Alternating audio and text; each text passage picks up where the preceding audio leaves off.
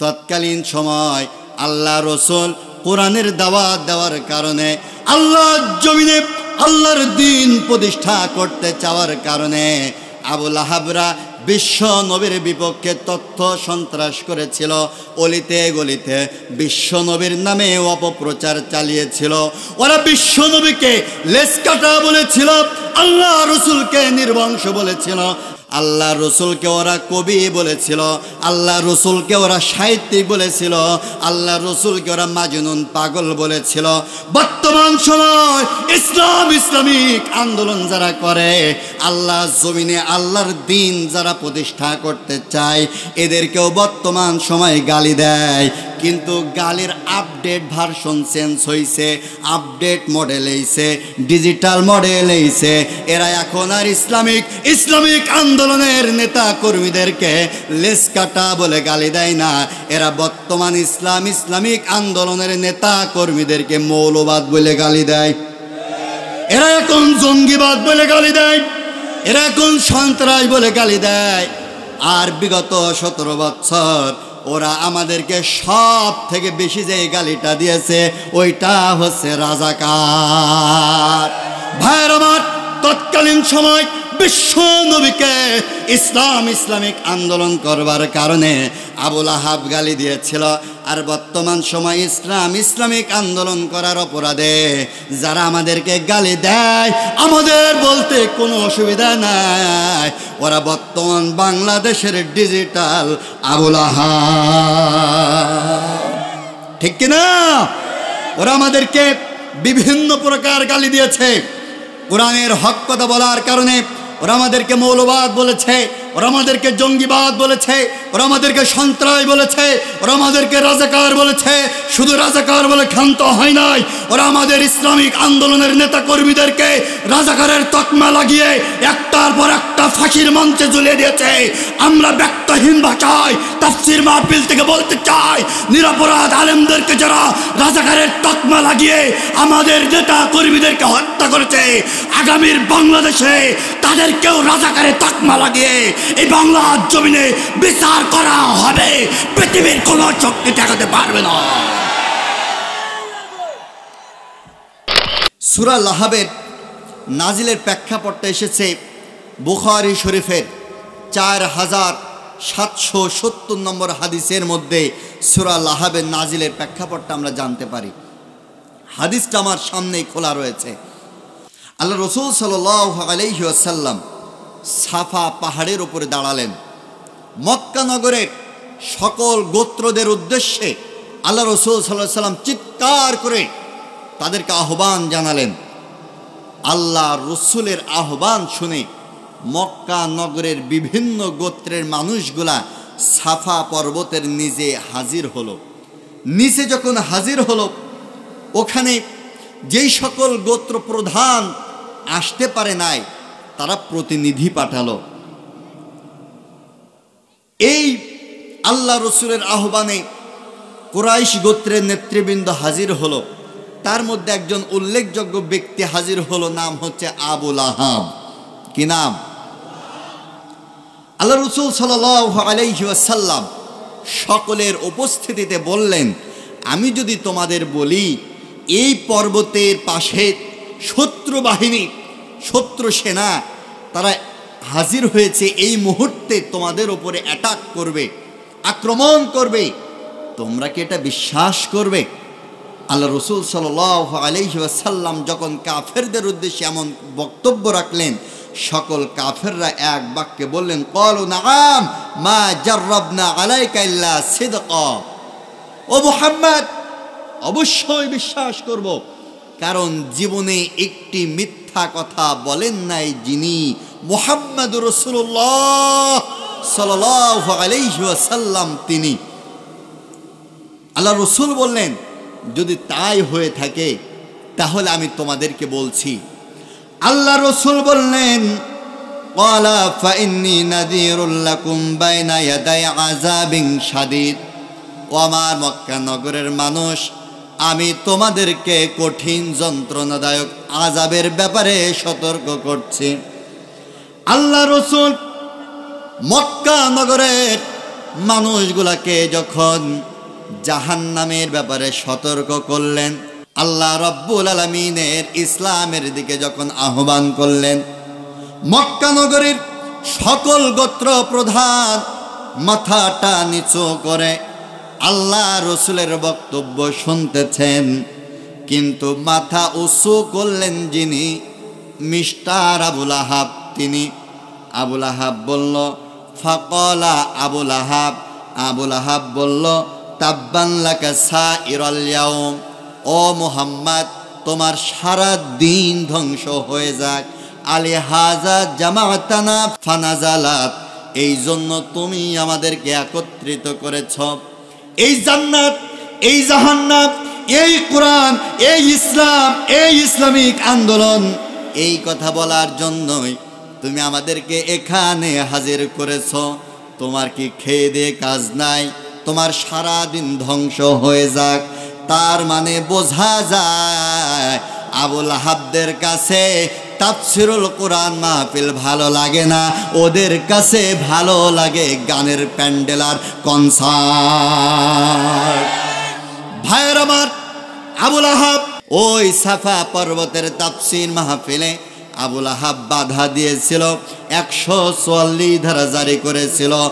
আজও তাফসিরুল কোরআন মাহফিলে বাধা দেয় যারা, 144 ধারা জারি করে যারা, আমার আলিম ভাই বলছিলেন বক্তাদের সামনে থেকে মাইক কেড়ে নেয় যারা, আলেমদেরকে বিচ্ছিরি ভাষায় গালিগালাজ করে যারা, বলতে অসুবিধা নাই, ওরা বর্তমান সময়ের ডিজিটাল আবুল আহাব। ঠিক কিনা? আল্লাহ রাসূল সাল্লাল্লাহু আলাইহি ওয়াসাল্লাম দাওয়াত দিচ্ছেন, আবুল আহাব বাধা দিলেন। অন্য রেওয়াতে এসেছে আবুল আহাব শুধু বাধা দিয়ে ক্ষান্ত হলেন না, সাফা পাহাড়ের ওপর থেকে একটা পাথর নিলেন, আল্লাহ রসুলের দিকে পাথরটা উঁচু করলেন, বিশ্ব নবীকে আঘাত করবে। এমন সময় আল্লাহ রব্বুল আলামিন জিব্রাইল আলাইহিস সালামকে বললেন, ও জিব্রাইল, আর করো না দেরি, চলে যাও তাড়াতাড়ি, আমার বন্ধুর কাছে আয়াত নাজিল করে দাও, তাব্বাত ইয়াদা আবি লাহাবি ওয়া তাব। অর্থাৎ তাব্বাত ইয়াদা, আবুল আহাবের হাত ধ্বংস হয়ে যাক, আবুল আহাবের 2 হাত ধ্বংস হয়ে যাক। যে হাত দ্বারা বিশ্ব নবীর দিকে পাথর তুলেছে, ওই হাত ধ্বংস হয়ে যাক। ভাইয়ের আমার, মুফাসসিরগণ এই যে ইয়াদাব হাত, এই হাতের তাফসীর করতে গিয়ে এখানে বিভিন্ন প্রকার মতপার্থক্য করেছেন। মুফাসসিরগণ বলেছেন তাব্বাত ইয়াদাব, ইয়াদা বলতে এখানে আবুল আহাবের শারীরিক হাত বুঝিয়েছে। দ্বিতীয়ত হচ্ছে আবুল আহাবের ক্ষমতার হাত বুঝিয়েছে, কারণ আবুল আহাব তখন মক্কা নগরের অর্থমন্ত্রী। কি মন্ত্রী? অর্থমন্ত্রী। আল্লাহ রাব্বুল আলামিন আয়াত নাজিল করলেন, তাব্বাত ইয়াদা আবি লাহাবি ওয়া তাব। আবুল আহাব যে হাত দ্বারা বিশ্ব নবীর দিকে পাথর নিক্ষেপ করতে চেয়েছে, আবুল আহাবের ওই শারীরিক হাত ধ্বংস হয়ে যাক। আর যে ক্ষমতার দাপটে বিশ্ব নবীর দিকে হাত তুলেছে, আবুল আহাবের ওই ক্ষমতার হাতটাও ধ্বংস হয়ে যায়। ভাইয়ের আমার, আশ্চর্য বিষয়, এই কোরআনুল কারীমের মধ্যে আল্লাহ পাক রব্বুল আলামিন কোন কাফেরের নামে কিন্তু সূরা নাজিল করেন নাই, একমাত্র শুধুমাত্র আবুল আহাবের নামে সূরা নাজিল করেছেন। ফিরাউন কম বড় কাফের ছিল না, নমরুদ কম বড় কাফের ছিল না, আবু জাহেল, উতবা, সাহেবা, মুগিরা, উমাইয়া বিন খালফ, তারা কিন্তু কোন মাপের কাফের ছিল না। কিন্তু তাদের নামে আল্লাহ পাক রব্বুল আলামিন আয়াত নাজিল করেছে ঠিক, কিন্তু হেডলাইন করে সূরা নাজিল আল্লাহ পাক কোন কাফেরের ব্যাপারে করেন নাই, শুধুমাত্র একমাত্র আবুল আহাবের নামে আল্লাহ পাক রব্বুল আলামিন হেডলাইন দিয়ে সূরা নাজিল করলেন, তাহলে বোঝেন ও কোন মাপের ছিল। যদি আবুল আহাবের কিছু কৃতিকর্ম আমি না তুলি তাহলে আপনারা বুঝবেন না আবুল আহাব কোন মাপের কাফের ছিল। আবুল আহাবের 3টা কর্মের কথা আমি তুলে ধরব, তাতে আপনারা বুঝে ফেলবেন আবুল আহাব কোন মাপের কাফের ছিল। ভাইয়ের আমার, আল্লাহ পাক রব্বুল আলামিন বিশ্ব নবীকে যখন কোরআনের দাওয়াত দেওয়ার জন্য নির্দেশ করলেন, আল্লাহ রাসূল সাল্লাল্লাহু আলাইহি ওয়াসাল্লাম কাবা চত্বরে কোরআনের দাওয়াত দেওয়া শুরু করলেন। বিশ্ব নবী কোরআনের দাওয়াত দেয়। দূর দূরান্ত থেকে আগন্তুক হাজিরা হজ করতে এসেছে, আগন্তুক হাজিদের কাছে যখন কোরআনের দাওয়াত বিশ্ব নবী দেয়, আল্লাহ রাসূলের এই গলার পেছনে আবুল আহাব মুঠো করে ধরলেন। বিশ্ব নবীকে কাবার চত্বরে ধাক্কা দিতে দিতে কাবার চত্বর থেকে নিয়ে যাচ্ছে আবুল আহাব। মক্কা নগরের আগন্তুক হাজিরা প্রশ্ন করলেন, যাকে গলা ধাক্কা দেওয়া হয় তার পরিচয় কি? আর যিনি গলা ধাক্কা দিতেছেন তার পরিচয় কি? আগন্তুক মানুষগুলার প্রশ্নের উত্তরে স্থানীয় লোকেরা বললেন, যাকে গলা ধাক্কা দেয়া হচ্ছে তার নাম হচ্ছে মুহাম্মদ ইবনে আব্দুল্লাহ, আর যিনি গলা ধাক্কা দিতেছেন তার নাম হচ্ছে আবুল আহাব, সম্পর্কে আপন চাচা আর ভাইপো। আগন্তুক হাজিরা আবুল আহাবের কাছে গেলেন, আবুল আহাব কেন গলা ধাক্কা দিতেছ?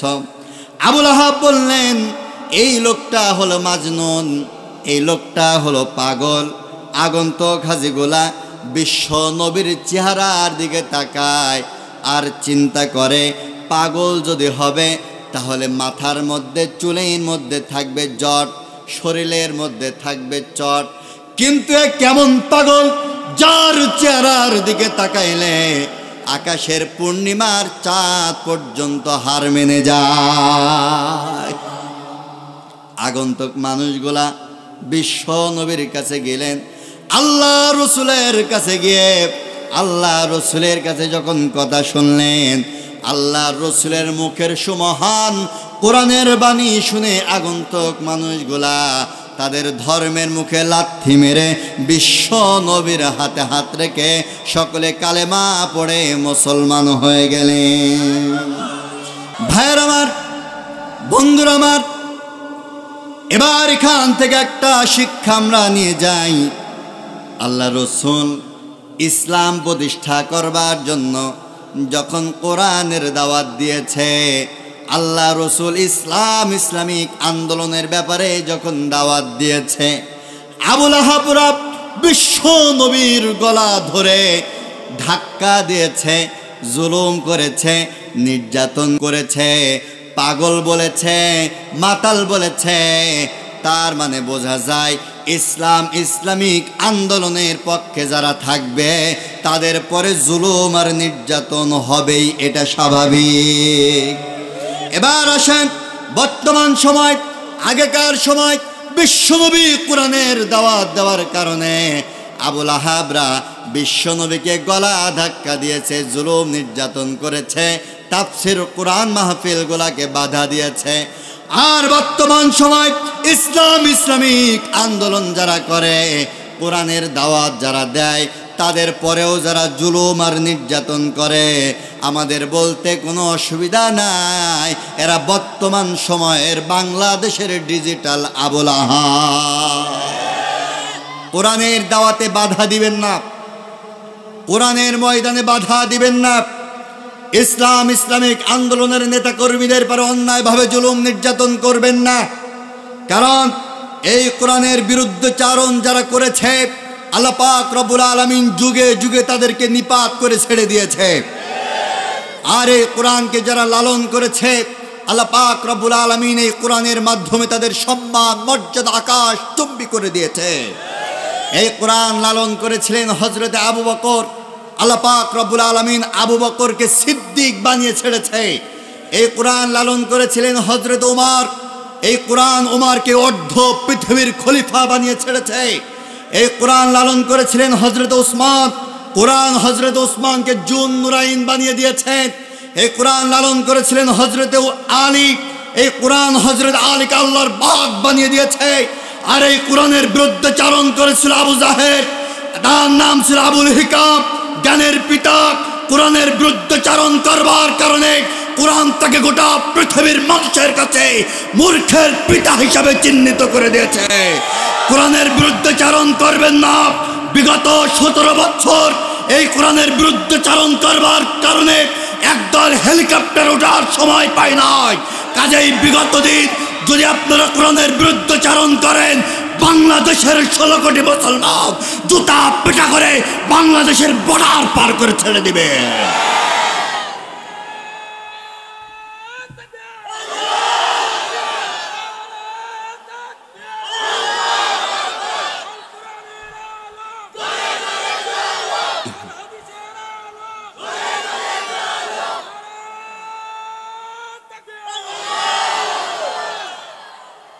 কোরআনের বিপক্ষে যারা অবস্থান নিয়েছে, কোরআন তাদেরকে হিরো থেকে জিরো বানিয়ে ছেড়েছে। আর কোরআনের পক্ষে যারা অবস্থান নিয়েছে, কোরআন তাদেরকে একেবারে জিরো থেকে হিরো বানিয়ে দিয়েছে। কাজেই এই কোরআনের বিরুদ্ধচারণ করবেন না, কোরআনের বিপক্ষে অবস্থান নেবেন না। আবুল আহাব বিশ্বনবীর কোরআনে বাধা দিয়েছিল। আবুল আহাবের পরিণতি ভালো হয় নাই। কি পরিণতি হয়েছিল আজকে সূরা আল আহাব আমরা আলোচনা করলেই বুঝতে পারবো। ভাইয়ের আমার, আমি বলেছি আবুল আহাবের 3টা অপকর্মের কথা বলবো। একটা বলেছি আবুল আহাব দাওয়াতি কাজে বাধা প্রদান করেছিল। নাম্বার 2, বিশ্বনবী যখন তিনি কোরআনের ময়দানে দাওয়াত দেয়, আল্লাহ রসুলের দ্বিতীয় পুত্র সন্তান যখন হলো, আল্লাহ রসুল তার দ্বিতীয় পুত্র সন্তানের নাম রাখলেন আব্দুল্লাহ। বিশ্বনবীর দ্বিতীয় পুত্র সন্তান হলো, আল্লাহ রসুল নাম রাখলেন আব্দুল্লাহ। আব্দুল্লাহ কিছুদিন পর ইন্তেকাল করলেন। আল্লাহ রসুল সাল্লাল্লাহু আলাইহি ওয়াসাল্লাম ভেঙে পড়লেন। আবুল আহাবরা চিন্তা করল এটাই হচ্ছে বড় সুযোগ। তারা তথ্য সন্ত্রাস করল। আবুল আহাবরা মক্কা নগরের অলিতে গলিতে গিয়ে আবুল আহাব তথ্য সন্ত্রাস করতে শুরু করল, অপপ্রচার চালানো শুরু করলো। আবুল আহাব বলতে লাগলো মুহাম্মদ হচ্ছে লেস কাটা, মুহাম্মদ হচ্ছে নির্বংশ, মুহাম্মাদের বংশে কেউ বেঁচে রইল না। মুহাম্মাদের আগামী প্রজন্ম ইসলামের দাওয়াত দেওয়ার জন্য কেউ বেঁচে রইল না।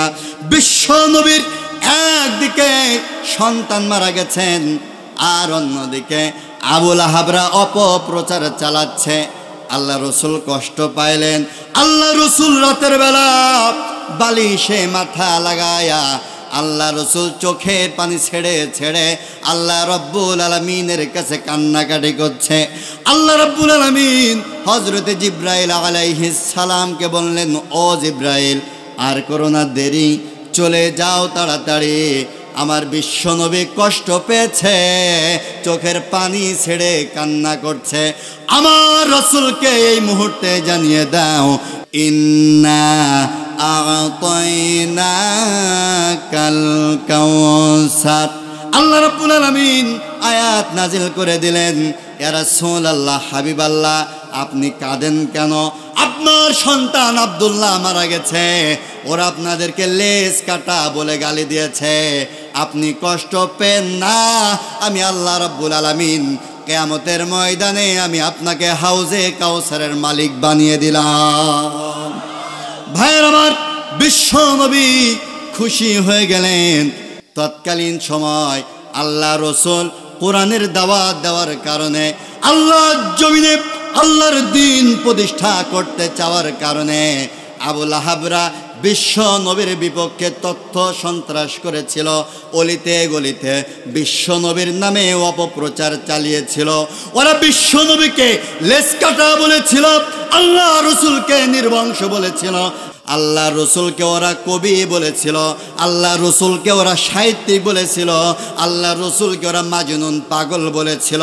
বর্তমান সময় ইসলামিক আন্দোলন যারা করে, আল্লাহ জমিনে আল্লাহর দিন যারা প্রতিষ্ঠা করতে চায়, এদেরকেও বর্তমান সময় গালি দেয়।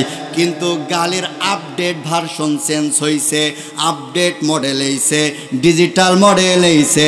এরা এখন আর ইসলামিক আন্দোলনের নেতা কর্মীদেরকে লেস কাটা বলে গালি দেয় না, এরা বর্তমান ইসলামিক আন্দোলনের নেতা কর্মীদেরকে মৌলবাদ বলে গালি দেয়।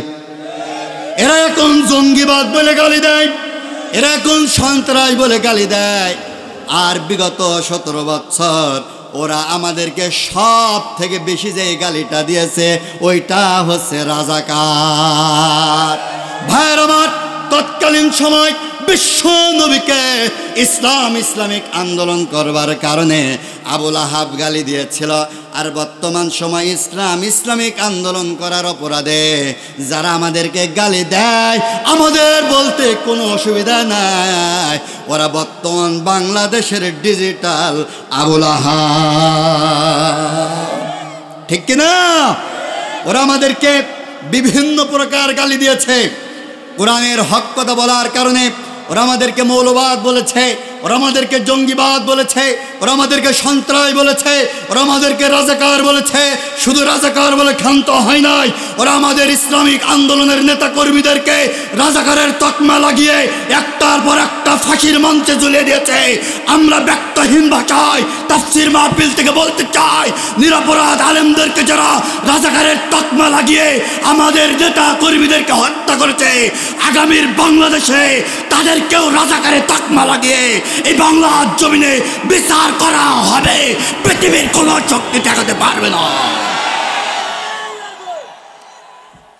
ভাইয়েরা আমার, বন্ধুরা আমার, কোনো অপরাধ নাই, শুধু ইসলামিক আন্দোলন করার অপরাধে, আল্লাহ জমিনে আল্লাহ দিন প্রতিষ্ঠার অপরাধে ওরা বিশ্ব বরেণ্য আল্লামা দেলোয়ার হোসেন সাঈদীকে ওরা ইনজেকশনের মাধ্যমে শহীদ করে দিয়েছে। কি অপরাধ ছিল? ও ভাইয়ের আমার, আল্লামা দেলোয়ার হোসেন সাঈদী সাধারণ কোনো গোলাপ নয়। বাংলাদেশের স্বাধীনতার পর থেকে স্বাধীনতার 54 বছর পেরিয়ে গেছে। তোমরা যে আল্লামা সাঈদীকে হত্যা করেছ, বলো তো দেখি দ্বিতীয় আল্লামা সাঈদী আর একটা তৈরি করতে পেরেছ নাকি? যে আল্লামা সাঈদীর কপালটা কাবা চত্বরের মধ্যে সেজদায় অবনত হয়েছে, যে আল্লামা সাঈদীর কপালটা ধরে কাবার ইমাম পর্যন্ত চুম্বন করেছে, যে আল্লামা সাঈদীর কণ্ঠের তাফসীর শুনে গোটা পৃথিবীর মুসলমানেরা আত্মতৃপ্তি পেয়েছে, হাজার হাজার পথহারা মানুষগুলা পথের দিশা পেয়েছে, যে আল্লামার তাফসীর শুনে হাজার হাজার অমুসলিমরা তার হাতে হাত রেখে কালেমা পড়ে মুসলমান হয়েছে। এই কোরআনের পাখির কোনো অপরাধ ছিল না, কোনো অপরাধ ছিল না।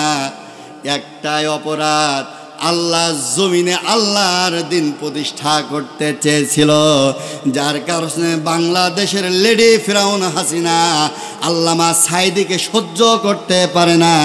একটা আল্লামা সাঈদীকে তারা ভারতের ইন্ধনে আল্লামা সাঈদীকে হত্যা করে দিয়েছে।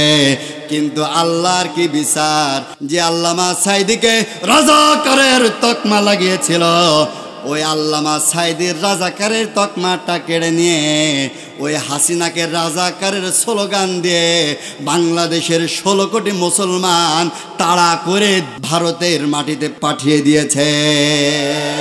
একই স্লোগান, রাজাকার। যেই রাজাকার আমাদেরকে দাবিয়ে রাখার জন্য, আমাদেরকে পচিয়ে দেওয়ার জন্য ব্যবহার করেছিল, 2024 এসে আল্লাহ পাক রব্বুল আলামিন ওই রাজাকার স্লোগানটাই আমাদের জন্য সম্মানের করে দিয়েছে। আর যারা মুক্তিযোদ্ধা সেজেছিল আল্লাহ পাক রব্বুল আলামিন বাঙালি জাতির মাথার মধ্যে সেই রাজাকান স্লোগান দিয়েই ওদেরকে হিন্দুস্থানে পাঠিয়ে ছেড়েছে। এটাই হচ্ছে আমার আল্লাহ পাকের বিচার। আর কি বিচার দেখুন কত সুন্দর। যেই মানুষগুলার নাম নিলে একসময় তাফসির মাহফিল বন্ধ হয়ে যেত, এই সকল মানুষগুলার নাম নিলে এই সকল মাহফিল বন্ধ হয়ে যেত।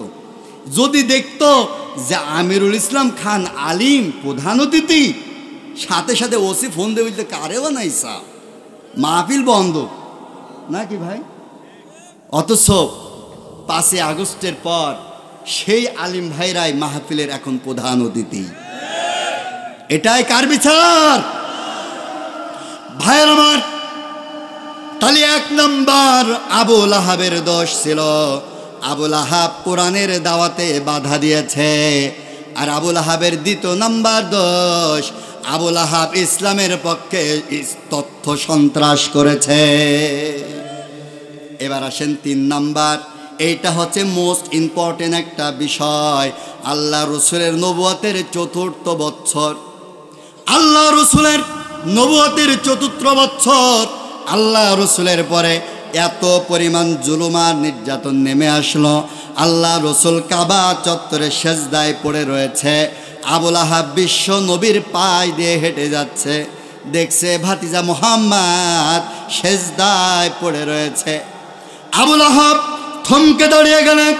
একদিকে বিশ্ব নবী কাবার চত্বরে সেজদায় পড়ে রয়েছে, অন্যদিকে আবু লাহাব দাঁড়িয়ে রয়েছে।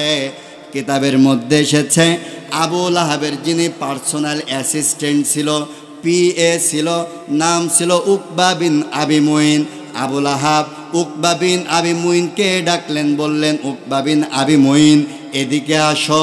ও উকবা বিন আবি মুইন, আসার সময় রাস্তার ডান পাশে দেখে আসলাম একটা উট মরে পড়ে রয়েছে, ওই মরা উটটা পচে গিয়েছে।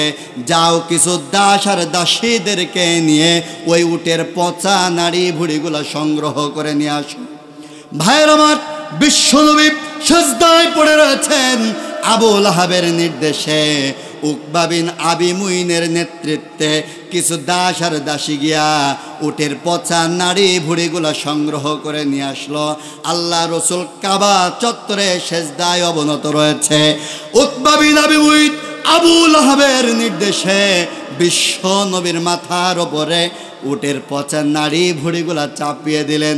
বিশ্ব নবী দুর্গন্ধে নিঃশ্বাস বন্ধ হয়ে যাওয়ার উপক্রম হয়েছে। আল্লাহ রসুলের জান্নাতি শরীরের মধ্যে পছন্দকৃত পোকাগুলা হেঁটে বেড়াচ্ছে।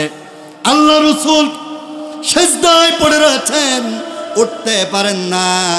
একদল মানুষ মা ফাতেমার কাছে সংবাদ পৌঁছালো, ও ফাতেমা, তোমার বাবা কাবার চত্বরে সেজদায় পড়ে রয়েছে। আবু লাহাব তোমার বাবার মাথার ওপরে উটের পচা নাড়ি ভুড়িগুলা চাপিয়ে দিয়েছে। যাও দ্রুত তোমার বাবাকে হেফাজত করো। মা ফাতেমা কাঁদতে কাঁদতে দৌড়াচ্ছে। বিশ্বনবীর মাথার থেকে উটের পচা নাড়ি ভুড়িগুলা মা ফাতেমা সরায়। আর সাধারণ মক্কা নগরের মানুষগুলাকে প্রশ্ন করে, ও মক্কা নগরের মানুষ, আমার বাবা কোন অপরাধ তোমাদের কাছে করেছে? আমার বাবার মাথার ওপরে উটের পচা নাড়ি ভুড়িগুলা কেন চাপিয়েছ? কোন অপরাধ করেছে? মক্কা নগরের সাধারণ মানুষগুলা বললেন, ও ফাতেমা, তোমার বাবার জীবনে কোনো দোষ নাই, কারণ তোমার বাবার মতন ভালো মানুষ আকাশের নিচে জমিনের উপরে আর দ্বিতীয় আর একটা হবে না। কিন্তু তোমার বাবার জীবনে একটাই দোষ রয়েছে, তোমার বাবা আল্লাহ জমিনে আল্লাহর দ্বীন প্রতিষ্ঠা করতে চায়, আল্লাহর জমিনে আল্লাহর আইন প্রতিষ্ঠা করতে চায়। এই অপরাধে আবু লাহাব বিশ্ব নবীর মাথার ওপরে উটের পচা নাড়ি ভুড়িগুলা চাপিয়ে দিয়েছিল। ভাইয়ের আমার, তৎকালীন সময় ইসলামিক আন্দোলন করবার অপরাধে আবু লাহাবরা বিশ্ব নবীর মাথার ওপরে উটের পচা নাড়ি ভুড়িগুলা চাপিয়েছিল।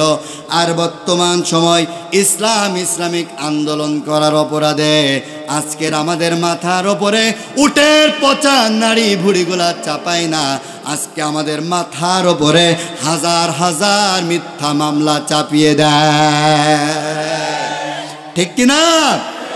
তৎকালীন সময় আবু লাহাবরা বিশ্ব নবীকে মাথার উপরে চাপিয়ে দিয়েছিলেন উটের পচা নাড়ি ভুড়ি। আর আমাদের মাথার ওপরে যারা মিথ্যা মামলা চাপিয়ে দেয়, বলতে কোনো অসুবিধা নাই, এরা হচ্ছে বর্তমান সময়ের ডিজিটাল আবু লাহাব, ঠিক কিনা?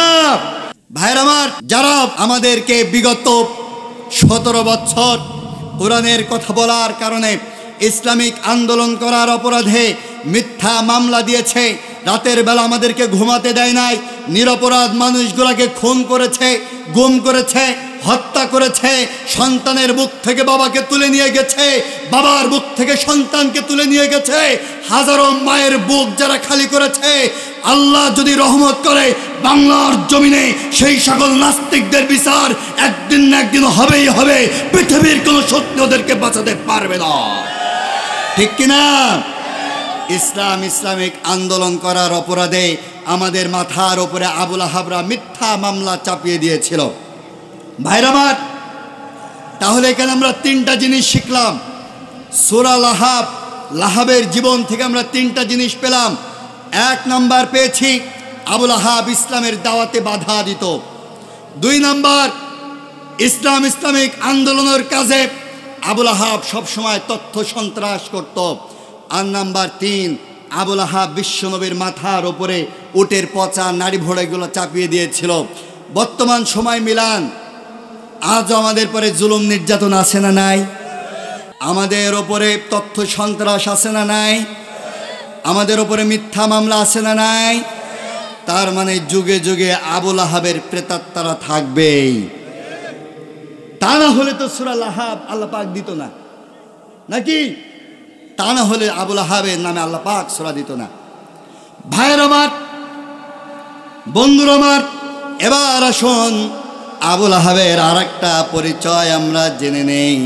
এই আবু লাহাব কিন্তু সাধারণ মানুষ ছিল না, আবু লাহাব কিন্তু অসাধারণ মানুষ ছিল। বলতে পারেন হুজুর কেমন মানুষ ছিল জানতে চাই? আবু লাহাব বিশ্ব নবীর সাথে, আল্লাহ রসুলের সাথে আবু লাহাবের 3টা ঘনিষ্ঠ সম্পর্ক ছিল। জোরে বলেন কয়টা? 1 নাম্বার, এই আবু লাহাব আল্লাহ রসুলের আপন চাচা ছিল, একেবারে আপন চাচা। 2 নাম্বারে, এই আবু লাহাব বিশ্ব নবীর একেবারে কাছের প্রতিবেশী ছিল।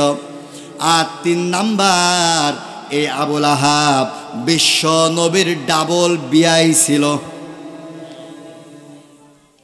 কত ঘনিষ্ঠ সম্পর্ক দেখেন। 1 নাম্বার, আল্লাহ রসুলের আপন চাচা। নাম্বার 2, আল্লাহ রসুলের একেবারে কাছের প্রতিবেশী।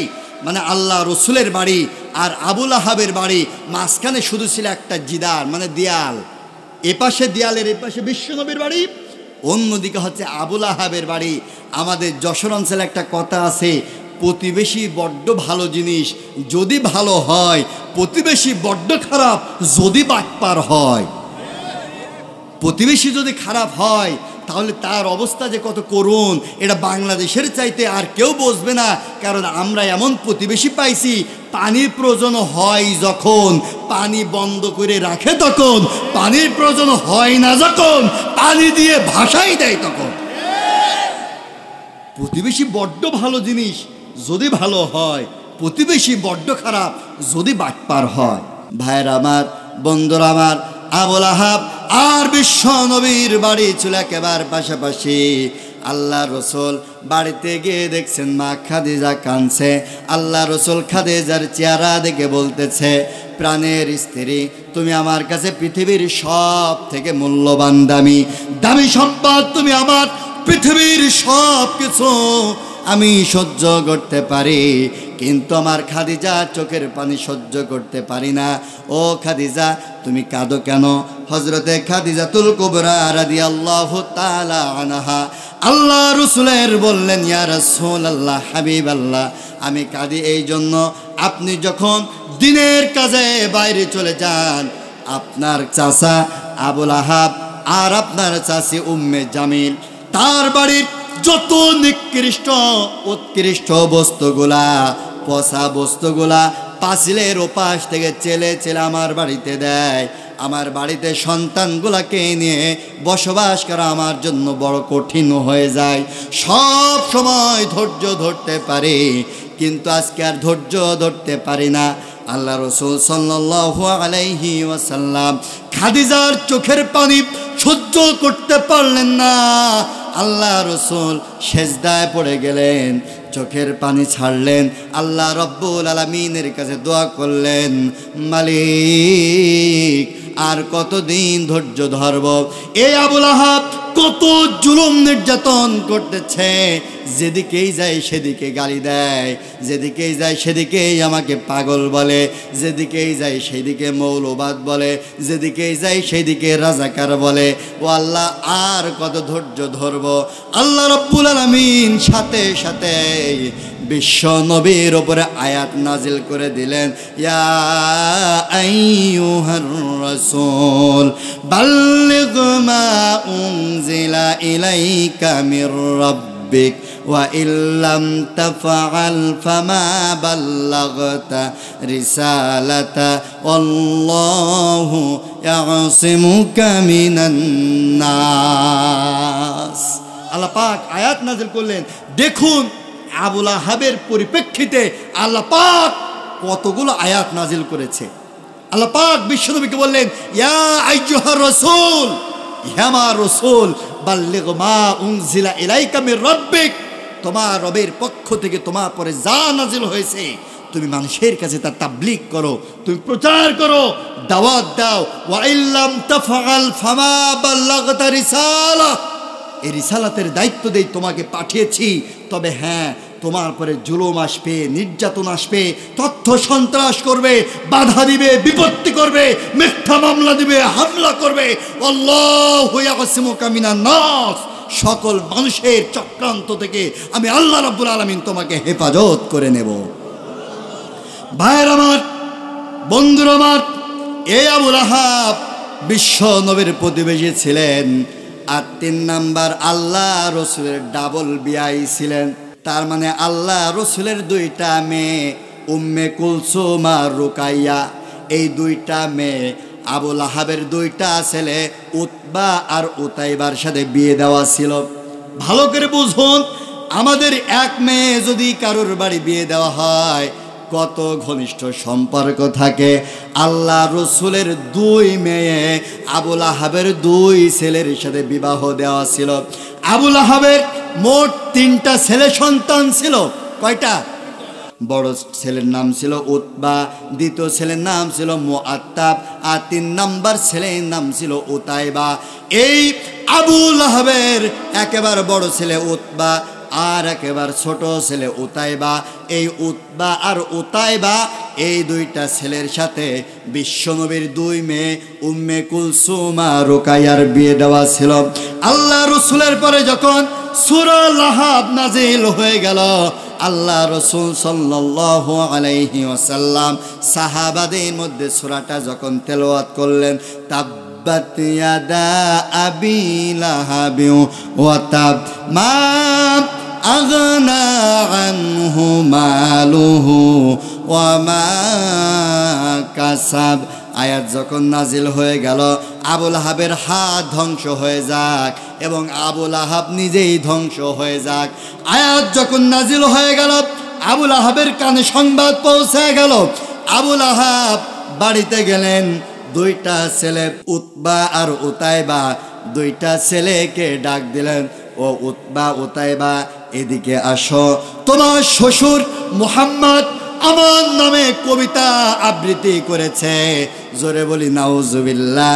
ওরা কোরআনের আয়াতকে কবিতা বানিয়েছে, ঠিক কিনা? ভালো করে বুঝুন, আবুল আহাব কোরআনের আয়াতকে বলেছিল কবিতা, আর বর্তমান সময় এক শ্রেণীর মানুষ কোরআনের আয়াতের তাফসির গুলাকে বানিয়েছে রাজনীতি। কথা বলেন না কে? আমরা করি কোরআনের আলোচনা, আর ওরা আমাদেরকে বলে আমরা নাকি করছি রাজনীতি। বলুন তো আবুল আহাবের সাথে এই শ্রেণীর কোনো পার্থক্য আছে? এখন আমি যদি বলি এরা হচ্ছে আবুল আহাবের প্রেতাত্মা, জালেমদের দোসর আবার আর এক শ্রেণীর হয়েছে, ওরা এখন আবার নতুন করে তাফসীর মাহফিলে বাধা দেওয়া শুরু করেছে। আছে না নাই? ও ভাইরা আমার, বন্ধুরা আমার, উতবা উতাইবা, আবুল আহাব উতবা আর উতাইবাকে ডাক দিলেন, বললেন উতবা উতাইবা, তোমার শ্বশুর আমার নামে মিথ্যা কবিতা আবৃত্তি করেছে, মক্কা নগরের অলিতে গলিতে প্রচার করে বেড়াচ্ছে। আমি চাই তোমরা যদি আমার ছেলে হয়ে থাকো তাহলে এই মুহূর্তে মুহাম্মাদের দুই মেয়ে উম্মে কুলসুম আর রুকায়াকে তালাক দিবা। বলি নাউজুবিল্লাহ। শুধু তালাক দিয়েই ক্ষান্ত হবে না, তোমরা এই মুহূর্তে মুহাম্মাদকে অপমান করে আসবা। ভাইয়ের আমার, ঘরে যদি সুন্দরী বউ থাকে, পৃথিবীর কোনো স্বামী তার বাধ্য সুন্দরী স্ত্রীকে তালাক দিতে চায়। জোরে বলেন চায়? এই মেয়ে সাধারণ কোনো মেয়ে নয়, গোটা পৃথিবীর যিনি পয়গম্বর, নবীদের নবী, সাইয়্যিদুল মুরসালিন, বিশ্ব নবীর কলিজার টুকরা মেয়ে, তাদের চরিত্রের মতন উত্তম চরিত্র আকাশের নিচে জমিনের উপরে আর কোনো স্ত্রীর হতে পারে না। এমন চরিত্রবান, রূপবতী, গুণবতী, আদর্শ নৈতিকতা সম্পন্ন এমন বিশ্ব নবীর মেয়ে, তারা তো তালাক দিতে চায় না। আবুল আহাব বলল, যদি তালাক তোমরা না দাও তাহলে এখন থেকে আমি তোমাদেরকে তেজ্য পুত্র করে দিব। শুধু তেজ্য পুত্র নয়, আমি হচ্ছে অর্থমন্ত্রী, আমার যত সম্পদ আছে সব সম্পদ থেকে তোমরা বঞ্চিত হবে। ভাইয়ের আমার, এই পৃথিবীতে যারা জালেম, যারা স্বৈরাচার, তাদের এই পৃথিবীর মধ্যে দুইটা জিনিসের মহব্বত সব থেকে বেশি।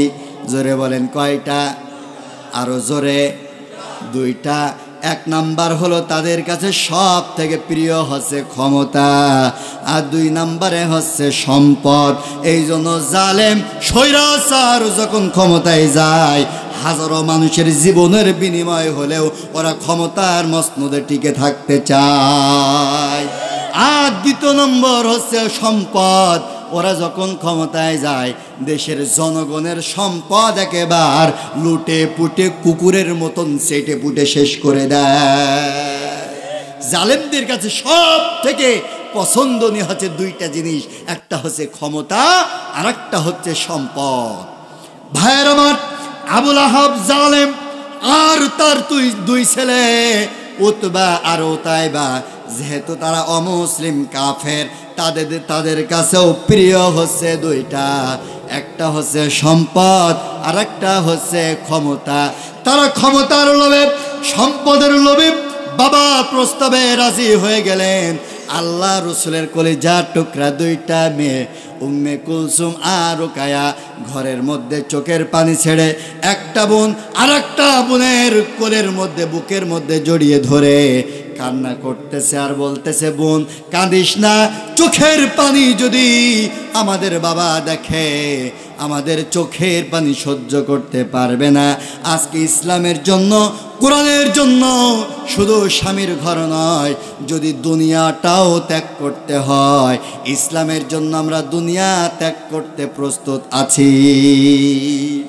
ভাইয়ের আমার, কিতাবের মধ্যে এসেছে উতবা আর উতাইবা ঘরের মধ্যে গেলেন, বিশ্ব নবীর আপন দুই মেয়ে উম্মে কুলসুম আর রুকায়া দুই বোনকে ঘরের মধ্যে এক জায়গায় বসায়া আল্লাহ রসুলের দুই মেয়েকে তালাক দিলেন।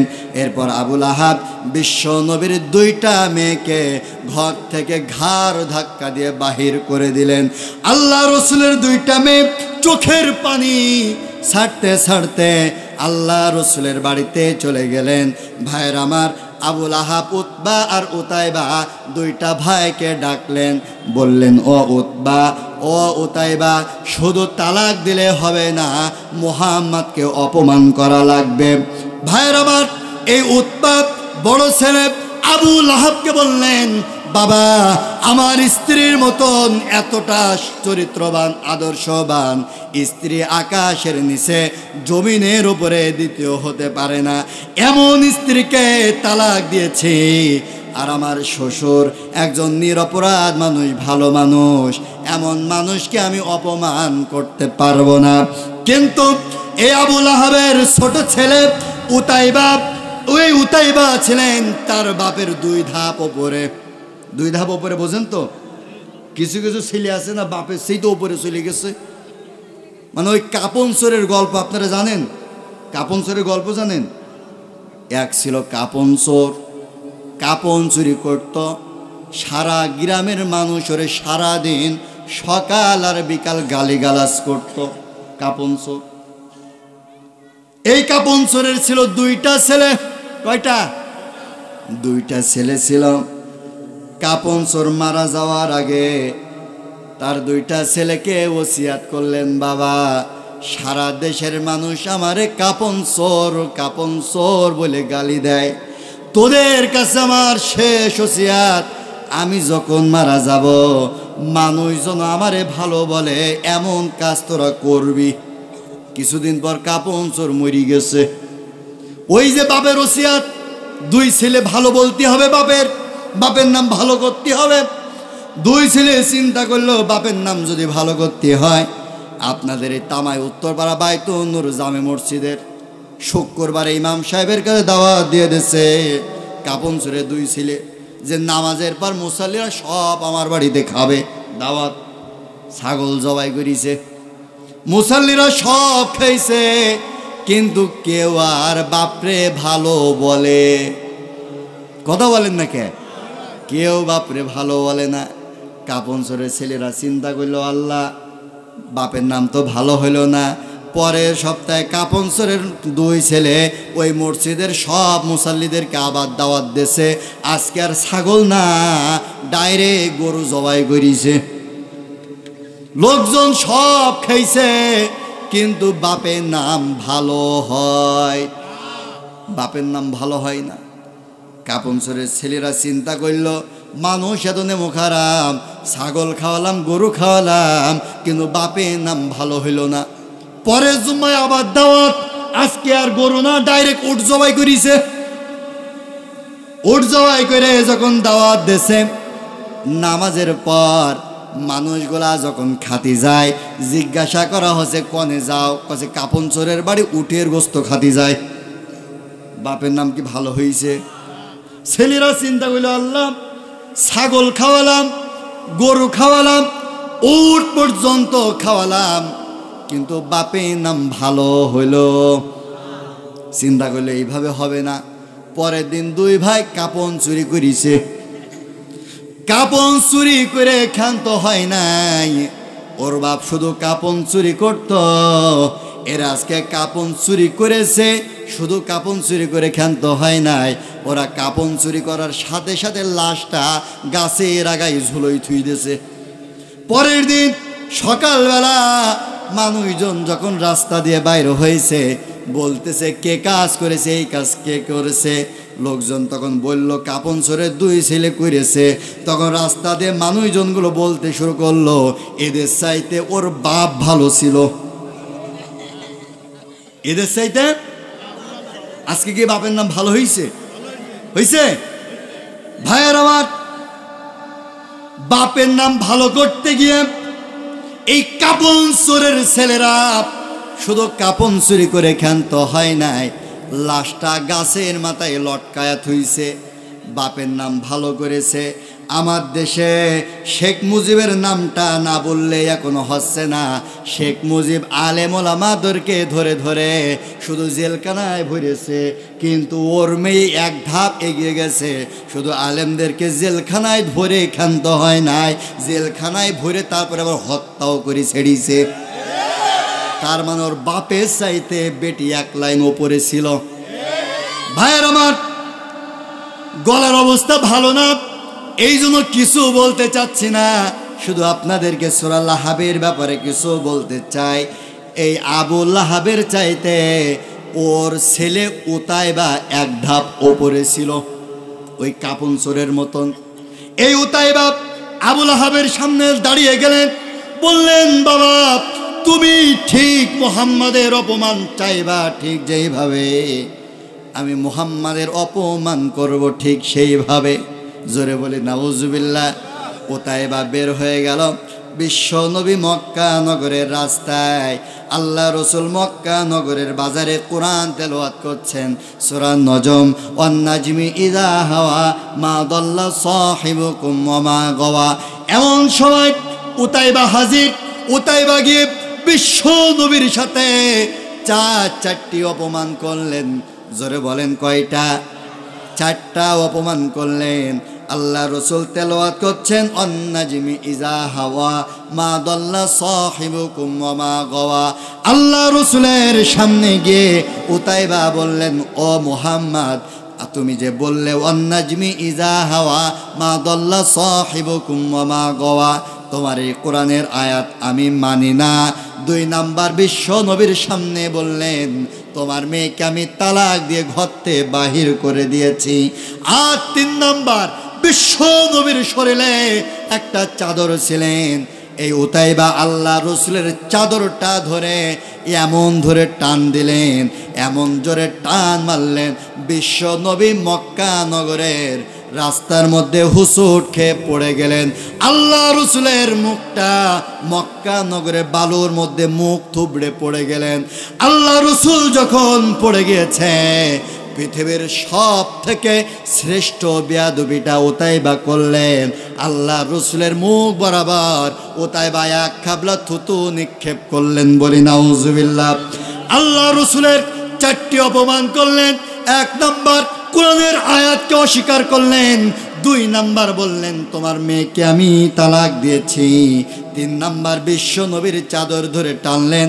আর 4 নাম্বার, বিশ্ব নবীর মুখে থুতু নিক্ষেপ করলেন। কিন্তু আল্লাহ রসুল সরে গেলেন, থুতুটা বিশ্ব নবীর শরীরে লাগে নাই। আল্লাহ রসুল এত কষ্ট পেলেন, আল্লাহ রব্বুল আলামিনের কাছে দোয়া করলেন, মালিক এত অপমান সহ্য করা যায় না। তোমার পৃথিবীর মধ্যে কুকুরের তো কোনো অভাব নাই, একটা কুকুর কি নাই যে কুকুরটা উতাইবার পেছনে লেলিয়ে দেওয়া যায়।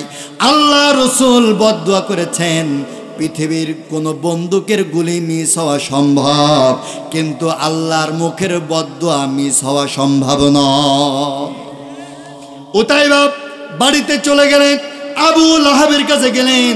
আবু লাহাবকে ডেকে বললেন, বাবা তুমি মুহাম্মদকে অপমান করতে চেয়েছিলে, ঠিক যেইভাবে আমি অপমান করেছি ঠিক সেইভাবে। কি কি অপমান করেছো? উতাইবা গর্বের সাথে বলতে লাগলেন, বাবা বিশ্ব নবীর সাথে আমি 4টে অপমান করেছি। 1 নাম্বার, কোরআনের আয়াত অস্বীকার করেছি। 2 নাম্বার, বিশ্ব নবীকে বলেছি তোমার মেয়েকে তালাক দিয়েছি। 3 নাম্বার, বিশ্ব নবীর চাদর ধরে টানাটানি করেছি। আর 4 নাম্বার, মুহাম্মাদের মুখে থুতু নিক্ষেপ করেছি। আবু লাহাব উতাইবার দিকে তাকায়া বলল, উতাইবা এত অপমান করার পর আমার ভাতিজা কি তোমাকে কিছু বলে নাই? বলছে, বাবা যখন চলে আসছিলাম মুহাম্মদ একটা কথা বলেছে, ও আল্লাহ তোমার পৃথিবীতে তো কুকুরের অভাব নাই, একটা কুকুর কি উতাইবার পেছনে লেলিয়ে দেওয়া যায় না? যেই নাই কথা বলেছে, আবু লাহাবের হাস্যোজ্জ্বল চেহারাটা সাথে সাথেই মলিন হয়ে গেছে। কিক মেরে ফেলেছ, বিশ্ব নবীর সাথে চরম বেয়াদবি করেছ, তার মানে তোমার 12টা বেজে গেছে। এই সমাজে আমার দেশের দিকে তাকান। আমার দেশে বিগত 16 বছর ধরে আলেম ওলামাদের সাথে বহুত অন্যায়, অপকর্ম, জুলুম, নির্যাতন, অপমান সব কিছু হয়েছে। কিন্তু যখন 23 সালে এসে আল্লামা সাঈদীকে যখন হত্যা করেছে, তখন সারা বাংলাদেশের মানুষ বলেছিল হাসিনার 12টা বেজে গেছে। 1 বছর পেরোতে পারে নাই। উতাইবা বিশ্ব নবীর সাথে অপমান করেছিল, উতাইবার যেমন 12টা বেজে গেছে, হাসিনাও বিগত 17 বছর বেয়াদবি করেছে, কিন্তু চরম লেভেলের বেয়াদবি যখন আল্লামা সাঈদীর সাথে করেছে, যেদিন আল্লামা সাঈদীকে হত্যা করেছে হাসিনার 12টা সেদিন বেজে গিয়েছে। ভাইরা আমার, আল্লাহ রাব্বুল আলামিন ছাড় দেন কিন্তু ছেড়ে। ভাইরা আমার, কিতাবের মধ্যে এসেছে আল্লাহ রাব্বুল আলামিন ওই যে পরের আয়াতটাই নাজিল করলেন, মা আগনা আনহু মালুহু ওয়া মা কাসাব। ওদের মাল, ওদের ধন সম্পদ ওদেরকে বাঁচাইতে পারবে না। তার কারণ হলো আল্লাহ যখন ধরে লক্ষ কোটি কোটি টাকা থাকা সত্ত্বেও বাংলাদেশে 1 মিনিটের জন্য থাকতে পারে না। হেলিকপ্টার ধরে মামুর বাড়ি দিল্লিতে পাড়ি জমাতে বাধ্য হয়। ওদের সম্পদ ওদের বাঁচাতে পারে না। সূরা লাহাব আমাদের শিক্ষা দেয়, আবু লাহাব চরম বেয়াদবি করেছিল বিশ্বনবীর সাথে। আল্লাহ পাক আয়াত নাযিল করলেন, মা আগনা আনহু মালুহু ওয়া মা কাসাব। ও আবু লাহাব, বিশ্বনবীর সাথে বেয়াদবির চরম পর্যায়ে চলে গেছো। আজকে আবু লাহাবের কোনো মাল সম্পদ, কোনো নেতৃত্ব, কোনো ক্ষমতা, কোনো র‍্যাব, পুলিশ, কোনো কিছু আবু লাহাবকে বাঁচাতে পারবে না। ঠিক তদ্রূপ যারা বাংলাদেশে আলেম ওলামাদের সাথে বেয়াদবি করেছিল, ইসলামিক আন্দোলনের সাথে বেয়াদবি করেছিল, আলেমদের সাথে বেয়াদবি করেছিল, চরম লেভেলে যখন চলে গেছে ওদেরকেও কোনো মাল সম্পদ বাঁচাইতে পারে। মাল সম্পদ কি কম কামাই করিল? ওরে আল্লাহু আকবার, এক পদ্মা সেতুর থেকে মেরিছে কোটি কোটি টাকা, কোটি কোটি বলা ভুল, 1000 কোটি টাকা। এক পারমাণবিক বিদ্যুৎ কেন্দ্র থেকে মেরেছে 59,000 কোটি টাকা। শেয়ার মার্কেট থেকে গাবাইছে। বাংলাদেশের রিজার্ভ ফান্ড একেবারে শেষ করে ফেলেছে। এত সম্পদ থাকা সত্ত্বেও শুধু এক ভূমি মন্ত্রী, মানে সে প্রধানমন্ত্রী না, কি মন্ত্রী? ভূমি মন্ত্রী।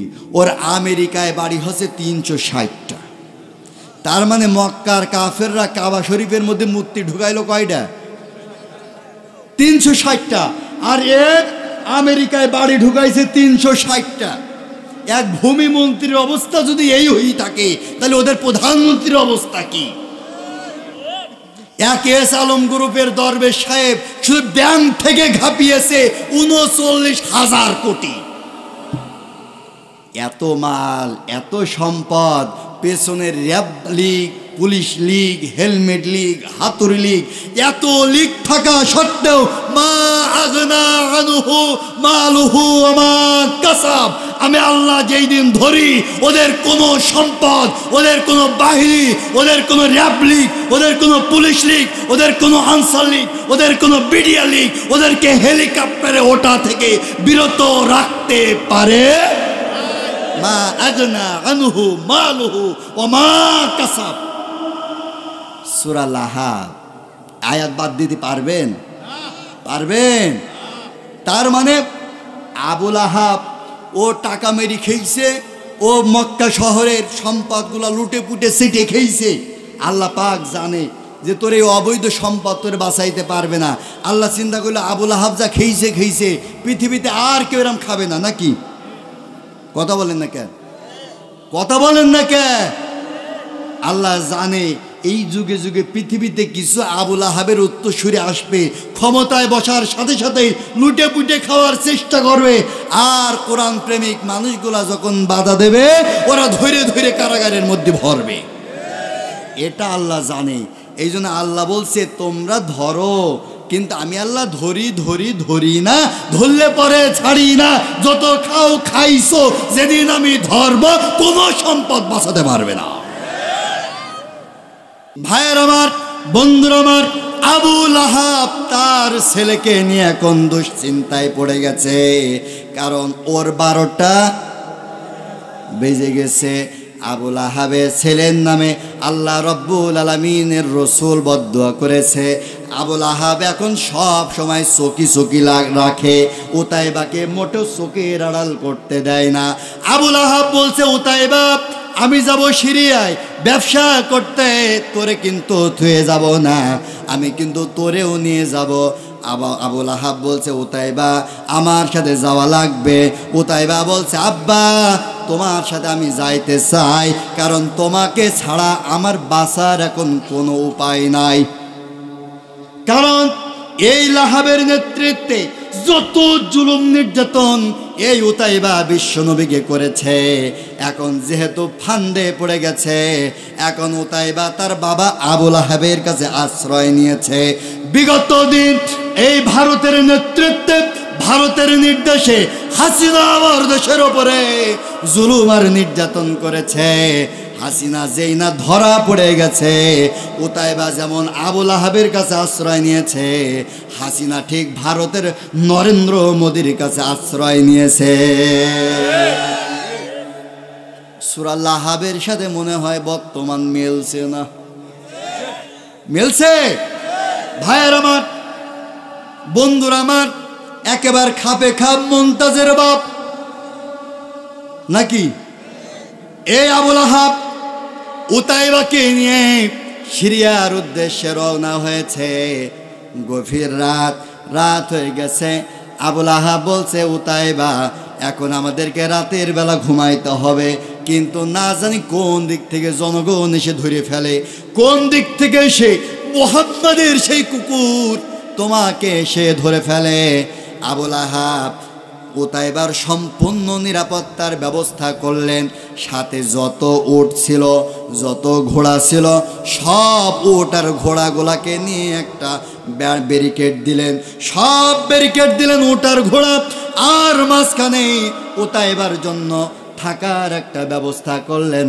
ভাইয়ের আমার, মাঝখানে উতাইবা, চতুর্দিকে উট আর ঘোড়া। তার মানে আবু লাহাব চিন্তা করলো যদি কোনো বাঘ আসে, সিংহ আসে, কোনো হিংস্র প্রাণী যদি আসে, বাঘ আর সিংহ এসে আগে উট ঘোড়া খেয়ে যাবে, উতাইবারে খাইতে পারবে না। এমন চিন্তা করে আবু লাহাব উতাইবারে মাঝখানে শোয়াইছে, চতুর্দিক থেকে উট আর ঘোড়া দিয়ে ব্যারিকেড দিয়ে থুইছে, যাতে করে কেউ যেন উতাইবারে দেখতে না পায়। ঠিক তদ্রূপ আজও কিন্তু আমাদের নরেন্দ্র মোদী আমাদের বাংলাদেশের উতাইবারে এমনভাবে ব্যারিকেড দিয়ে রেখেছে, ও যে কোন জায়গায় রয়েছে আজও কিন্তু আমরা খুঁজে পাইনি, ঠিক কিনা?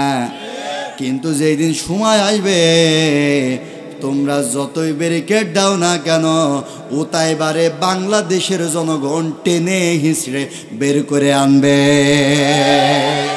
ভাইয়ের আমার, আবু লাহাব উতাইবারে একেবারে সেই কায়দায় রেখে দিয়েছে। রাতের বেলা আবু লাহাব আর উতাইবা ঘুমিয়ে রয়েছে। হঠাৎ করে আবু লাহাবের ঘুম ভেঙে গেছে, দেখছে একটা হিংস্র প্রাণী গর্জন দিতে দিতে আসছে। আবু লাহাব উতাইবারে ডাকছে, উতাইবা আর ঘুমাস না, আর ঘুমাস না, মনে হয় 12টা বেজে গেছে। এই দেখ যে গর্জন শোনা যায়, মনে হচ্ছে আর ক্ষমতায় টিকে থাকা যাবে না। যেই গর্জন কানে আসছে আর মনে হয় টিকে থাকা যাবে না। উতাইবা বাবাকে বলছে, বাবা যে কোনো কায়দায় আমার বাঁচাও। আবু লাহাব বলছে এই এমন একটা গর্জন, এমন একটা গর্জন, জীবনে কত প্রাণীর গর্জন শুনেছি, এমন গর্জন জীবনে কোনোদিন শুনি নাই। আমার মনে হয় আজকে আমি আবু লাহাব কেন, গোটা পৃথিবী যদি চেষ্টা করে, উতাইবা এই হিংস্র প্রাণীর মুখ থেকে তোমাকে কেউ বাঁচাইতে পারবে না। ও আমার ভাইরা, আমার সিরাজগঞ্জবাসী, সেই হুঙ্কার ইতিমধ্যেই সারা বাংলাদেশের টেকনাফ থেকে তেতুলিয়া, রূপসা থেকে পাতুরিয়া, সুন্দরবন থেকে বান্দরবন, সারা বাংলাদেশের মধ্যে হুঙ্কার শুরু হয়ে গেছে, ঠিক কিনা? এই গর্জন পৃথিবীর কোনো শক্তি ঠেকাতে পারবে না। আগামীর বাংলাদেশ আল কোরআনের বাংলাদেশ, আগামীর বাংলাদেশ ইসলামের বাংলাদেশ, পৃথিবীর কোনো বাতিল শক্তির চক্রান্ত আগামীর বাংলাদেশে প্রতিষ্ঠা হতে দেওয়া হবে না, হবে না এবং হবে না।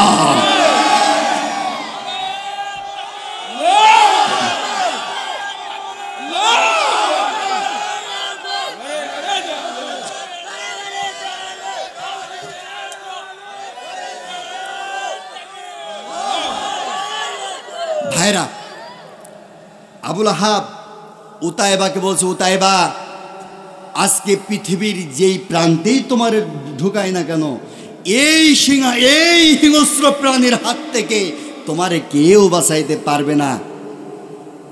হিংস্র প্রাণীটা এসে রাত 12টা বাজতে গেছে, আমি সংক্ষিপ্ত আকারে আলোচনা করছি। হিংস্র প্রাণীটা এসে উতাইবাকে টানতে টানতে নিয়ে চলে গেল। কার সামনে থেকে? কার সামনে থেকে? জোরে বলেন, আরো জোরে। এই কথাটা মুখ দিয়ে বাইর করলাম এজন্যই, বহু প্রোটোকল দিয়ে আবুল আহাব চাইলো উতাইবারে লুকিয়ে রাখবে, কিন্তু আবুল আহাব পারে নাই। ওর সামনে থেকেই টানতে টানতে ঠিকই নিয়ে চলে গেছে।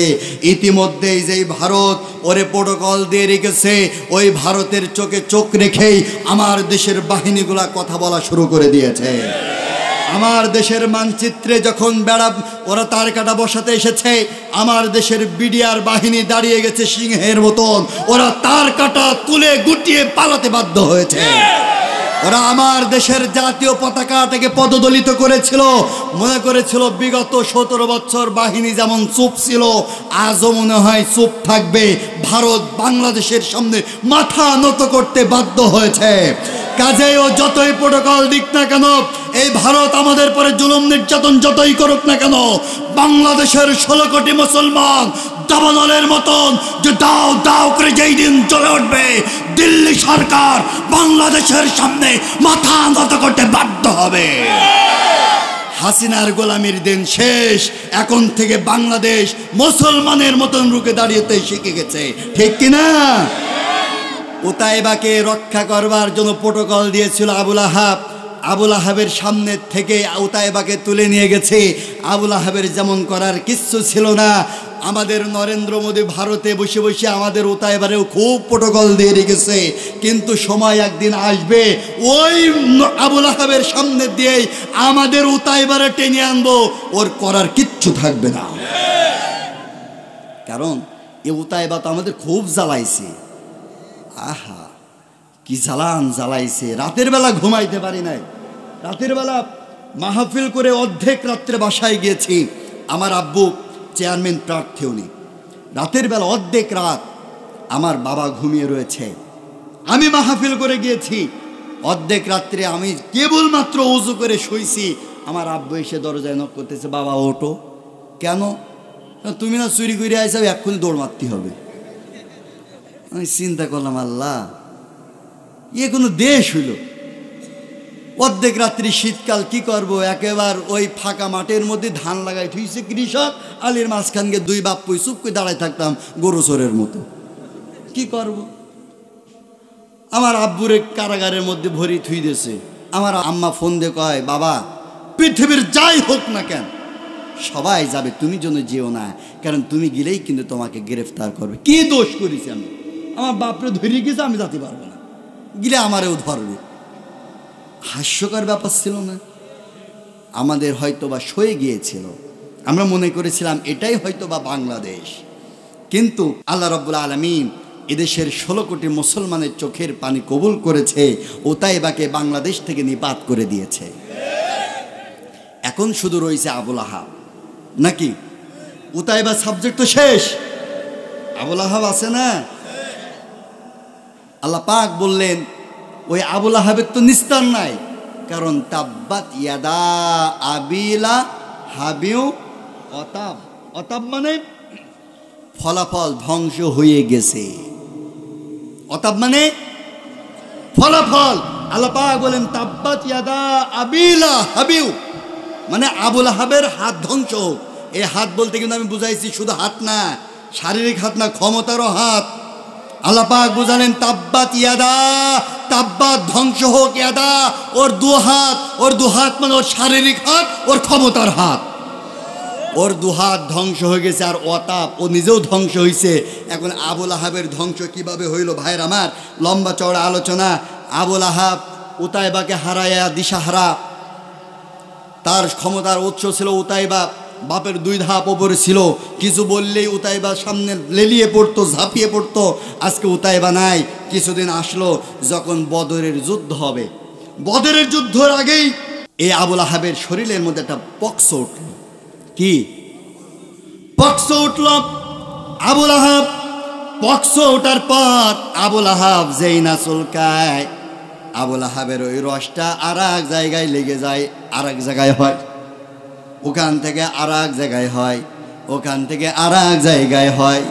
পক্স হইতে হইতে পা থেকে মাথা পর্যন্ত আবুল আহাবের সমস্ত শরীরগুলা বসন্তে ভরে গেল, পক্সে ভরে গেল। কিন্তু এমন রোগ যার শরীরে লাগে ওর শরীর পচে যায়, যার শরীরে লাগে তার শরীর পচে যায়। আবুল আহাবের তখন দুইটা ছেলে বেঁচে রয়েছে, একটা হচ্ছে উতবা আর একটা হচ্ছে মুআত্তাব। আর একেবারে ছোট উতাইবা তো শেষ হয়ে গেছে। আবুল আহাবের দুই ছেলে উতাইবা আর মুআত্তাব, উতবা আর মুআত্তাব চিন্তা করল বাবার এমন রোগ যার গায়ে লাগে তার গা পচে যায়, এইভাবে তো বাবাকে রাখা যায় না। আবুল আহাবকে তারা ঘরের মধ্যে বন্দি করে রাখলো। বাবার দুইটা হাত বাঁধলো, দুইটা হাত পিঠ পুরাতে বাঁধলেন যাতে করে শরীরের কোনো জায়গা চুলকাইতে না পারে। পিঠ মুড়াদে বাঁধলেন, দুই পা বাঁধলেন, ঘরের মধ্যে আবুল আহাবকে নিক্ষেপ করলেন, দরজাটা বন্ধ করে দিলেন। খাবার সময় যখন হয়তো খাবারের প্লেটটা কুকুরের মতন চেলে দিত, আর আবুল আহাবের হাত বাঁধা পা বাঁধা কুকুরের মতন খাবারে মুখ লাগায়া আবুল আহাব খাইতে শুরু করলো। বলি সুবহানাল্লাহ। ভাইয়ের আমার, জালেমের পরিণতি দেখুন। বিশ্ব নবীর সাথে লাঞ্ছনা করবার জন্য আল্লাহ রসুলকে জুলুম নির্যাতন করার অপরাধে আবুল আহাব যিনি ছিল অর্থমন্ত্রী, এত ক্ষমতার অধিকারী আবুল আহাবের শেষ পরিণতি। আবুল আহাব কুকুরের মতন শেষ জীবনে খাইতে শুরু করল।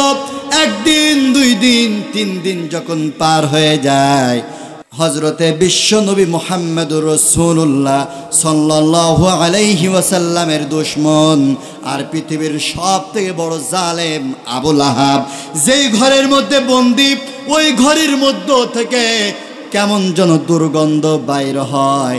দুর্গন্ধ কোথা থেকে আসে, কোথা থেকে আসে?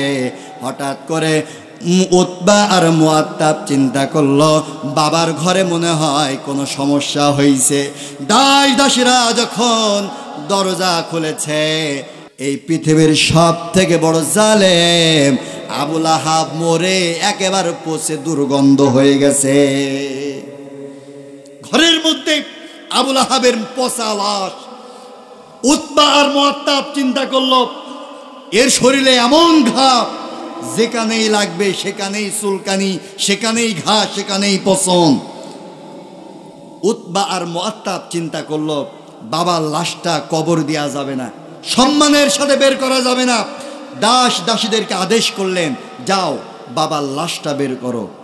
কিতাবের মধ্যে এসেছে একটা বস্তা নিলেন, ঝোলা নিলেন, আবুল আহাবের ঘরে ঢুকলেন। ওই যে ময়লা তোলে যা দিয়ে, কি বলে ওর নাম, বেলচা, বেলচা দিয়ে আবুল আহাবের লাশটা ঝুলাই তুললেন। কিতাবের মধ্যে এসেছে যখন লাশটা বেলচা দিয়ে তোলে, আবুল আহাবের হাত খুলে পড়ে যায়, পা খুলে পড়ে যায়, তার মানে সব পচে গিয়েছে। হাত যখন তুলতে যায় হাড় ওঠে, গোশগুলো খুলে পড়ে যায়। এমনভাবে তুলে আবুল আহাবের শেষ পরিণতিটা আল্লাহ এইভাবে করে ছেড়েছে। কাজেই যারা বিশ্ব নবীর সাথে বেয়াদবি করেছে, ইসলামের সাথে বেয়াদবি করেছে, কোরআনের সাথে বেয়াদবি করেছে, ইসলামিক আন্দোলনের সাথে বেয়াদবি করেছে, তোমরা ফিরে আসো, আর বেয়াদবি করো না। আবুল আহাবের যেই পরিণতি হয়েছিল তোমাদেরও সেই পরিণতি হবে যদি ফিরে না আসো। আল্লাহ রসুলকে আজ আমার বাংলাদেশে গালি দেওয়া হয়, আল্লাহ রসুলের আকাশচুম্বী সম্মানে আঘাত করা হয়। আমরা এই সিরাজগঞ্জের মাটি থেকে আলোচনার শেষ লগ্নে বলতে চাই, আল্লাহ রসুলের প্রতি যাদের কলিজায় ভালোবাসা নাই, আল্লাহ রসুলের সম্মান যাদের কলিজায় নাই, তারা বাংলাদেশের প্রধানমন্ত্রী নন, শুধু ভারতের প্রধানমন্ত্রী নন, তারা যদি গোটা পৃথিবীর শ্রেষ্ঠ নেতাও হয়, আর আল্লাহ রসুলের ভালোবাসা যদি তাদের কলিজার মধ্যে না থাকে, তারা পৃথিবীর শ্রেষ্ঠ নেতা হতে পারে, কিন্তু তাদের সম্মান আবার পায়ের জুতার ফিতার সমানও নয়। কারণ আল্লাহ রসুল হচ্ছে পৃথিবীর শ্রেষ্ঠ নেতা। ভাইয়ের আমার, বন্ধুরা আমার, সূরা লাহাব আমি 2টা আয়াত আপনাদের সামনে বলতে সময় পেয়েছি। 1 নাম্বার বলেছিলাম তাব্বাত ইয়াদা আবি লাহাবিন ওয়া তাব, আবু লাহাবের হাত ধ্বংস হয়ে যাক। তার মানে ওর ক্ষমতার হাত, শারীরিক হাত, যত হাত রয়েছে সব হাত ধ্বংস হয়ে যাক। এবং ওয়াতাব, ও ধ্বংস হয়ে গেছে। মা আগনা আনহু মালুহু ওমা কাসাব, আবু লাহাবের কোনো সম্পদ আবু লাহাবকে বাঁচাইতে পারে। আবু লাহাব চিন্তা করেছিল দুনিয়ার যত মাল আছে সব মাল গোচ্ছিত করব, যখন ক্ষমতা চলে যাবে এই মালের ওপরে, মালের দাপটে আমি টিকে থাকব। এই চিন্তা করে দেশের যা ছিল সব খাওয়া শুরু করল। কে খেল? কথা না বলে বুঝি না। কে? আবু লাহাব। ভাইয়ের আমার, এই আবু লাহাব নিজের মতো করে দেশের সম্পদ খাওয়া শুরু করলো। আর এই জালেমদের আমি প্রথমেই বলেছি, জালেমরা যখন ক্ষমতার মসনদে বসে যায়, জালেমদের কাছে সব থেকে পছন্দনীয় জিনিস 2টা। জোরে বলেন কয়টা? 1 নাম্বার বলেছিলাম সম্পদ, আর 2 নাম্বার বলেছিলাম ক্ষমতা।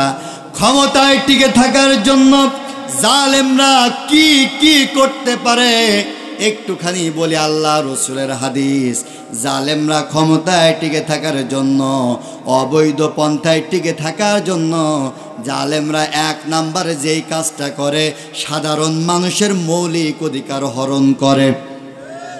কথা বলেন না কেন? মৌলিক অধিকার হরণ করে। আর জালেম যখন ক্ষমতার মসনদে বসে যায়, ওই সমাজের মধ্যে জেনা ব্যভিচার বেড়ে যায়, ওই সমাজের মধ্যে মানুষের জানমালের নিরাপত্তা থাকে না, ওই দেশের মধ্যে অভাব অনটন বেড়ে যায়। তার কারণ হলো, আমরাও বিগত দিন দেখেছি যে পেঁয়াজ আমরা খাইছি 20 টাকা কেজি, আমরা ওই পেঁয়াজ আমাদেরকে খাওয়া লেগেছে 200 টাকা কেজি। যে ঝাল আমরা খাইছি 50 টাকা কেজি, ওই ঝাল আমাদের খাওয়া লেগেছে 1000 টাকা কেজি। কথা বলেন না কেন? ওর ওইদিকে কোনো নজর ছিল? ওর দেশের জনগণ মরে যায়, আরো রাস্তার মোড়ে মোড়ে বাপের মূর্তি বানাই রেখে দেয়। কিন্তু কত কৌশল করেছে, বাপের মূর্তি বানাইছে, নিজের বাপরে দেশের মানুষের কাছে জাতির পিতা বলে পরিচয় করাইছে। যেই দিন ক্ষমতা চলে গেছে, বাঙালি জাতি দেখতে পেয়েছে ওর বাপের মূর্তির মাথার উপরে একেবারে বাঙালি যুবক চেনটা টান মেরে নলটা বের করে হুড়ুর করে ঝেড়ি দিয়েছে।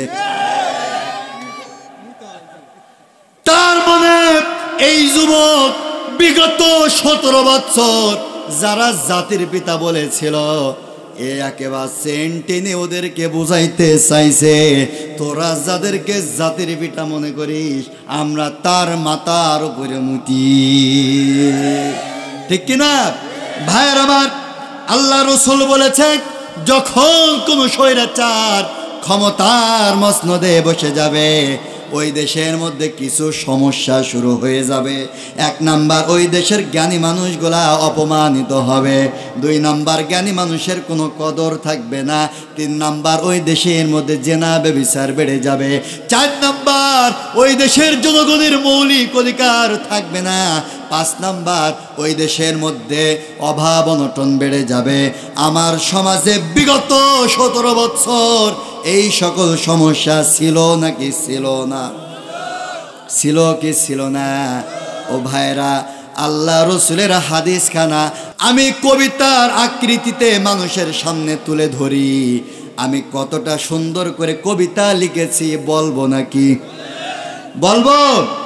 ও ভাইয়ের আমার, যখন কোন জালেম সরকার ক্ষমতার মসনদে বসে যাবে, তখন আল্লাহ রসুল বলেছেন, জ্ঞানী হবে অপমান, গুণী হবে দোষী, সত্য যাবে নির্বাসনে, মিথ্যা হবে বেশি, লজ্জা উঠবে আকাশেতে, শরম খাবে ধন, যাতে উঠবে অজাতেরা, থাকবে না আর এই সমাজের মান। জ্ঞানী হবে অপমান, জ্ঞানহীনদের কাছে এই কথাটা আল্লাহ রসুল হাদিসে বলে গেছে, যতই করো বাড়াবাড়ি মৃত্যু তোমারও হবে। কিছু বিশ্বাস করো বা না করো, একথা বিশ্বাস করতে তোমারও হবে। যেদিন তুমি মারা যাবে সবাই তোমার দেখতে আসবে, দেখবে তোমার লাশ। কেউ খুঁড়বে কাবো কবর, আর কেউ কাটবে বাঁশ। কেউ করাবে গোসল, আর কেউ করাবে দাফন। ওই কবরে আল্লাহ ছাড়া তোমার কেউ হবে না আপন। নেতা বলো নেত্রী বলো, কেউ তো কারো নয়। দুনিয়ার সব মায়া ছেড়ে ওই অন্ধকার কবর জগতেই চলে যেতে হয়। আমরা সবাই বাস করি এই পৃথিবীর এই অঙ্গে। হাতের রেখা মুখের চেহারা মেলে না তো কারোর সঙ্গে, মেলে নাকি? এই হাতের রেখা মুখের চেহারা মেলে না তো কারোর সঙ্গে। আর মেলে না কলমের স্বর, আর মেলে না কণ্ঠের স্বর, বুড়ি আঙ্গুলের টিপ। মহান প্রভু আছেন একজন, এই কথাটা 100%। ও ভাইয়ের আমার, সব ক্ষমতার মালিককে। আল্লাহর নাম নিতে লজ্জা করে, শরম করে। সকলে এক হাত উঁচু করেন, শাহাদাত আঙ্গুল আকাশের দিকে তুলে বলেন আল্লাহ। আরো জোরে বলেন আল্লাহ। ও ভাইয়ের আমার, হাতটা নামান। আল্লাহ রব্বুল আলামিন বলেন, সকল ক্ষমতার মালিক হচ্ছে আমি আল্লাহ। আমি আল্লাহর এত ক্ষমতা, এত ক্ষমতা, কারোর হাতের রেখার সাথে কারোর হাতের রেখার মিল নাই, কারোর চেহারার সাথে কারোর চেহারার মিল নাই, কারোর কণ্ঠের স্বরের সাথে কারোর কণ্ঠের স্বর মিল নাই। এত ক্ষমতার মালিক যে আল্লাহ রব্বুল আলামিন, ওই আল্লাহ রব্বুল আলামিন বলেন, যতই তোমার মাল সম্পদ হোক না কেন, ওই মাল সম্পদ তোমাদের বাঁচাইতে পারবে। কারণ সকল ক্ষমতার মালিক হচ্ছে আমার আল্লাহ। আমার আল্লাহ পাক বলেন, কুলিল্লাহুম্মা মালিকাল মুলকি তুতিল মুলকা মান তাশা ওয়া তানজিউল মুলকা মিম্মান তাশা। আল্লাহ পাক বলেন, সকল ক্ষমতার মালিক হচ্ছে আমি আল্লাহ। যাকে খুশি তাকে ক্ষমতা দান করি। আর এই ক্ষমতার মসনদে যদি বসে কেউ দাম্ভিকতা দেখায়, অহংকারী দেখায়, আমার আল্লাহ পাক বললেন, জুতা পেটা করে ক্ষমতার মসনদ থেকে বিতাড়িত করি। وكم أهلكنا من قرية بطرت معيشتها فتلك مساكنهم لم تسكن من بعدهم إلا قليلا। আল্লাহ রাব্বুল আলামিন কুরআনুল কারীমের 28 নম্বর সূরা কসাসের 63 নম্বর আয়াতের মধ্যে বললেন, এই পৃথিবীর মধ্যে অনেক জাতি আল্লাহ রাব্বুল আলামিনের সাথে ক্ষমতা নিয়ে বাড়াবাড়ি করেছিল, সম্পদ নিয়ে অহংকার করেছিল। আমি আল্লাহ রাব্বুল আলামিন যারা ক্ষমতা আর অহংকার নিয়ে আল্লাহ পাকের সাথে অহংকার করেছিল, যেমন আদ জাতি, সামুদ জাতি, লূত জাতি, মাদিয়ান জাতি, নমরুদ জাতি, ফিরাউন জাতি, ক্ষমতা নিয়ে আর সম্পদ নিয়ে আল্লাহ রাব্বুল আলামিনের সাথে বাড়াবাড়ি করেছিল। আল্লাহ পাক বলেন, আমি তাদেরকে ধ্বংস করে দিয়েছিলাম। কাউকে পানিতে চুবাইয়া চুবাইয়া ধ্বংস করেছি, আর কাউকে জুতা পিটা করে ধ্বংস করে ছেড়ে দিয়েছি। আমার দেশে বিগত 17 বছর ক্ষমতার মসনদে বসে অহংকার করার লোক মনে হয় ছিল না। কথা বলেন না কেন, ছিল কি ছিল না? ওরা ক্ষমতার মসনদে বসে ক্ষমতা নিয়ে অহংকার করেছিল। ওরা শুধু আমাদের ক্ষমতার মসনদে বসে আমাদেরকে শুধু বলতো 41 সাল, মনে হইতো 41 সাল, ওটা ওদের হাতের মোয়া, মামুর বাড়ির মোয়া। আমরা শুধু বলতাম, আল্লাহ 41 সাল কেমনি সহ্য করব? আল্লাহ বলতো 41 সাল সহ্য করা লাগবে না, আমি আল্লাহ রব্বুল আলামিন একজন আছি। একজন প্লেয়ার ছিল 41 সাল বলতো, আর শুধু বলতো খেলা হবে। নাম হচ্ছে ওবায়দুল কাদের। আমাদের শুধু বলতো খেলা হবে, খেলা হবে, খেলা হবে। আমরা বলতাম ও আল্লাহ, এ তো প্লেয়ার এমন যে নিজে হাঁটতে পারে না, শুধু বলতো খেলা হবে। আপনাদের এলাকায় গাই গরু আছে, চেনেন গাই গরু? এই গাই গরু আমার গ্রাম অঞ্চলে যখন গাই গরুকে নিয়ে মাঠে ঘাস খাওয়াতে নিয়ে যায়, এই গাই গরু যখন হাঁটে পাছাটা ঠিক এইরকম করে দোলে। ওবায়দুল কাদের যখন হাঁটতো, ওরে ঠিক ওই গ্রামের গাই গরু পানা লাগতো। এই গ্রামের গাই গরু ওবায়দুল কাদের আমাদের বলতো খেলা হবে। আমি শুধু চিন্তা করতাম, আল্লাহ এই কোন প্লেয়ারের পাল্লায় পড়লাম যে প্লেয়ার নিজেই হাঁটতে পারে না, বলতো খেলা হবে। আমরা খেলার জন্য প্রস্তুত ছিলাম ঠিক, কিন্তু খেলার জন্য প্রস্তুত থাকলেও হবে কি, ওদের পেছনে অবৈধ কিছু প্লেয়ার ছিল।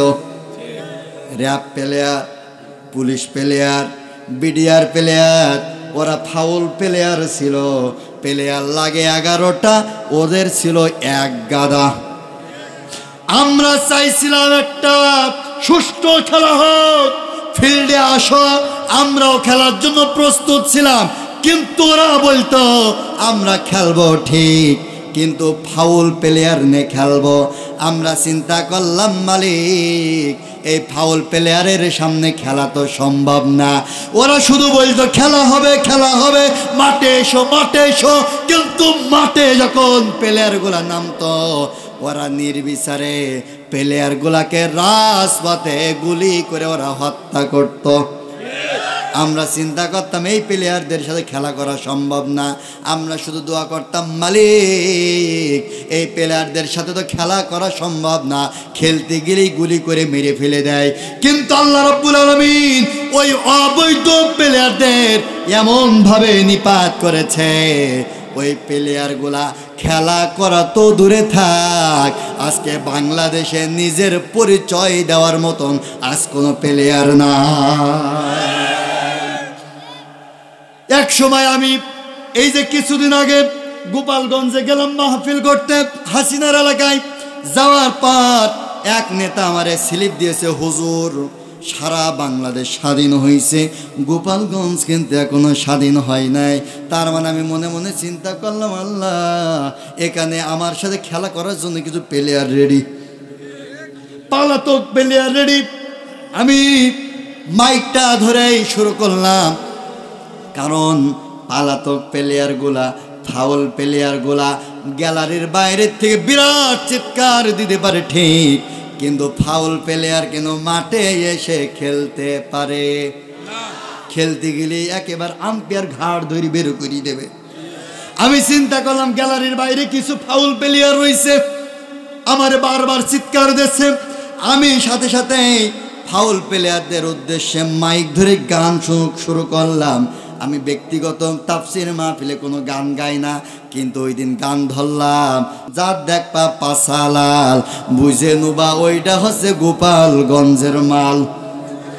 তার মানে 5 আগস্টের কথা স্মরণ করাই দিলাম, যেই প্লেয়ারগুলা খেলতে চেয়েছে 5 আগস্টের পর সেনাবাহিনীরা ওই প্লেয়ারগুলাকে ধরে এমন বাড়ন বাড়াইছে, ওর 2 দিন শুধু সরিষার তেল টানা লেগেছে। কথা বলেন, এই সকল ফাউল প্লেয়ার আজ আছে? কথা বলেন না কে? আছে, আছে। ওরা বহু বলেছে, বিগত 17 বছর শুধু বলেছে খেলা হবে, খেলা হবে। আজকে আমরা খেলার জন্য রেডি রয়েছি, কিন্তু এই প্লেয়ারগুলাকে আল্লাহ রব্বুল আলামিন এমন সাইজ করেছে, খেলার নাম তো দূরে থাক, নিজের পরিচয় পর্যন্ত দিতে পারে না। এটা কার বিচার? আল্লাহর বিচার। আমার আল্লাহ বলছে যে আমি আল্লাহ যখন ধরি, ওর কোনো সম্পদ বাঁচাতে পারে না, ওর কোনো বাহিনী বাঁচাতে পারে না। ভাইরা, সূরা আল-আহজাব 3 নম্বর আয়াত, আমার সাথে সবাই পড়েন, সায়াসলা নারন যাতা লাহাব। আল্লাহ রাব্বুল আলামিন বললেন, আমি এই আবুল আহাবকে শুধু ধ্বংস করি নাই, এই আবুল আহাবকে জাহান্নামের মধ্যে অগ্নিশিখার মধ্যে প্রবেশ করাবো। তার মানে আবুল আহাবরা কোরআনের বিরোধিতা করার কারণে, ইসলামের বিরোধিতা করার কারণে, ইসলামিক আন্দোলনের নেতা কর্মীদের পরে জুলুম নির্যাতন করার কারণে আবুল আহাবদের শুধু দুনিয়া ধ্বংস হয় নাই, আবুল আহাবদের আখিরাতও ধ্বংস হয়ে গেছে। আখিরাতে আল্লাহ পাক বললেন, ওদের জন্য তৈরি করে রেখেছি জাহান্নামের অগ্নিকুণ্ড। ও ভাইয়ের আমার, জাহান্নামের আগুন কত কঠিন, কত কঠিন, কত যন্ত্রণাদায়ক শাস্তি। আমার কথাটা দিলের কান্দে শুনুন। জাহান্নামের আগুনকে আল্লাহ পাক রব্বুল আলামিন 1000 বছর জ্বালালেন। 1000 বছর জাহান্নামের আগুনকে জাল দেওয়ার পরে জাহান্নামের আগুনের রং হলো লাল। কি লাল? এই জাহান্নামের আগুন 1000 বছর জ্বালানোর পর জাহান্নামের আগুনের রং ধারণ করলো লাল। এরপরে আল্লাহ রাব্বুল আলামিন আরো 1000 বছর জাহান্নামের আগুনকে জাল দিলেন। জাল দেওয়ার পর জাহান্নামের লাল আগুনটার রং ধারণ করলো সাদা। কি সাদা? আবার এই সাদা আগুনটাকে 1000 বছর আল্লাহ রাব্বুল আলামিন জাল দিলেন। জাল দেওয়ার পর এই জাহান্নামের আগুনের রং ধারণ করলো কালো। আর আল্লাহ রাব্বুল আলামিন সেই 1000 বছর ধরে ওই জাহান্নামের আগুন জাল দিতেই আছে। আর জাহান্নামের আগুনের রং কালো থেকে কালো, কালো থেকে কালো, কালো থেকে কালো রং ধারণ করতেই আছে। আল্লাহ পাক রব্বুল আলামিন যখন মানুষদেরকে কিয়ামতের ময়দানে বিচার করবেন, আল্লাহ পাক বান্দাদেরকে ডাকবেন, বান্দা এদিকে আয়। বান্দা আসবে, আল্লাহ রাব্বুল আলামিন বলবেন, ইকরা কিতাবাক কাফা বিনাফসিকাল ইয়াউমা আলাইকা হাসিবা। বান্দা দুনিয়ার জীবনে কি করেছো জবাব দাও। আল্লাহ রাব্বুল আলামিন আপনার হাতে এমন একটা কিতাব তুলে দেবে, দিয়ে বলবে, ইকরা পড়, কাফা বিনাফসিকাল ইয়াউমা আলাইকা হাসিবা। দুনিয়ার জীবনে কি করেছো আজকে তোমার হিসাবগুলা দাও। আপনি যদি দুনিয়ার জীবনে আবুল আহাবের চরিত্র যদি গ্রহণ করে থাকেন, তাহলে সেদিন পড়বেন, ও আল্লাহ, এ তো দেখছি সব লিখেছে। রাতের বেলা অমুকের বাড়ি দেখাই দিছিলাম, রাতের বেলা অমুক নেতার বাড়ি দেখাই দিছিলাম, ওর নামে মিথ্যা মামলা দিয়েছিলাম, ওকে ধরেছিলাম, ওকে মেরেছিলাম, ওর কাছ থেকে চাঁদা তুলেছিলাম, ওর কাছ থেকে ঘুষ নিয়েছিলাম। এই সকল লেখা যদি আপনার এই কিতাবের মধ্যে থাকে, জান্নাত আপনার জন্য ওয়াজিব হয়ে যাবে। হবে। আল্লাহ রাব্বুল আলামিন বলবেন, ওয়াসিকাল্লাযীনা কাফারু ইলা জাহান্নামা যুমারা। এই পাপিষ্ঠকে ধরে টানতে টানতে জাহান্নামের মধ্যে নিক্ষেপ কর। আর আল্লাহ রাব্বুল আলামিন আপনার সামনে যখন এই কিতাব যখন দিয়ে দেবে, আপনি যদি নেককার হয়ে থাকেন, দুনিয়ার মধ্যে আবুল আহাবের চরিত্র নয় বরং বিশ্ব নবীর আদর্শ যদি আপনার জীবনে গ্রহণ করতে পারেন, কিয়ামতের ময়দানে আপনি যখন কিতাব পড়বে, আল্লাহ রাব্বুল আলামিন ফেরেশতাদেরকে নির্দেশ করবেন, ওয়াসিকাল্লাযীনা তাকাউ রাব্বাহুম ইলাল জান্নাতি যুমারা। আমার এই মেহমানকে ধরে আল্লাহর জান্নাতের দিকে নিয়ে চলে যাও। ভাইয়ের আমার, এই জন্য আবুল আহাবের চরিত্র যারা গ্রহণ করবে, আল্লাহ রাব্বুল আলামিন বললেন, সায়াসলা নারন যাতা লাহাব। আবুল আহাবকে অগ্নিকুণ্ডের মধ্যে নিক্ষেপ করা হবে। শুধু আবুল আহাব নয়, আবুল আহাবের চরিত্র যারা গ্রহণ করবে আল্লাহ রাব্বুল আলামিন ওদেরকেও জাহান্নামের অগ্নিকুণ্ডের মধ্যে নিক্ষেপ করবে। ভাইরা আমার, ওই জাহান্নামের আগুন, আল্লাহ পাক রব্বুল আলামিন ওই আগুন থেকে আমাদেরকে হেফাজত করুন, বলে আমিন। ভাইরা আমার, এই আগুন আমরা ওয়াজ করি, হয়তো আগুনের যন্ত্রণা আমরা বুঝি না।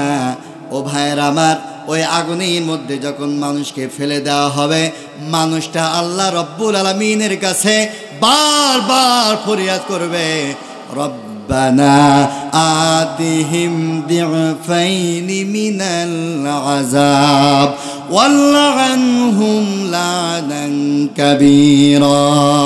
জাহান্নামের মধ্যে, আগুনের মধ্যে বান্দাকে যখন নিক্ষেপ করা হবে, বান্দা তখন জাহান্নামের মধ্য থেকে আল্লাহ রব্বুল আলামিনকে বলবে, ও মালিক, আজকে জাহান্নামের মধ্যে আমাকে তুমি নিক্ষেপ করেছ, কিন্তু যেই নেতাদের জন্য আমি লানত প্রাপ্ত হয়ে গেছি, যেই নেতাদের জন্য আমি জাহান্নামের মধ্যে এসেছি, ওই নেতাগুলা কোথায়?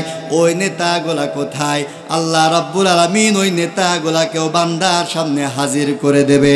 বান্দা তখন গলার ওপরে নেতাকে পাড়া দেবে, সন্তান বাবার বুকের ওপরে পাড়া দেবে।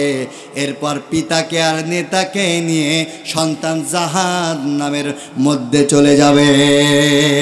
এই জন্য আপনি শুধু বাঁচলে হবে না, আবুল আহাবের দল থেকে নিজের সন্তানকে নিয়ে আসতে হবে, ইসলামের দলে তুলে দিতে হবে। আবুল আহাবরা যারা মানব রচিত আইন চায় আল্লাহর জমিনে, বাংলার জমিনে, যারা আল্লাহর আইন চায় না, কোরআনের শাসন চায় না, সৎ লোকের শাসন যারা চায় না, ওই সকল দলের সাথে নিজের সন্তানকে দেওয়া যাবে। ও ভাইরা, সন্তানদেরকে সঠিক পথে নিয়ে আসেন, আবুল আহাবের পথে দিয়েন না, আল্লাহর রাস্তায় নিয়ে আসেন। আপনি আল্লাহর রাস্তায় রয়েছেন, কিন্তু সন্তান আবুল আহাবের রাস্তায় রয়েছে। আপনি যদি আপনার সন্তানকে যদি সতর্ক না করেন, তাহলে কিয়ামতের ময়দানে মনে করেন আপনি জান্নাতে চলে গেছেন, সন্তান আল্লাহর কাঠগড়ায় দাঁড়িয়ে রয়েছে।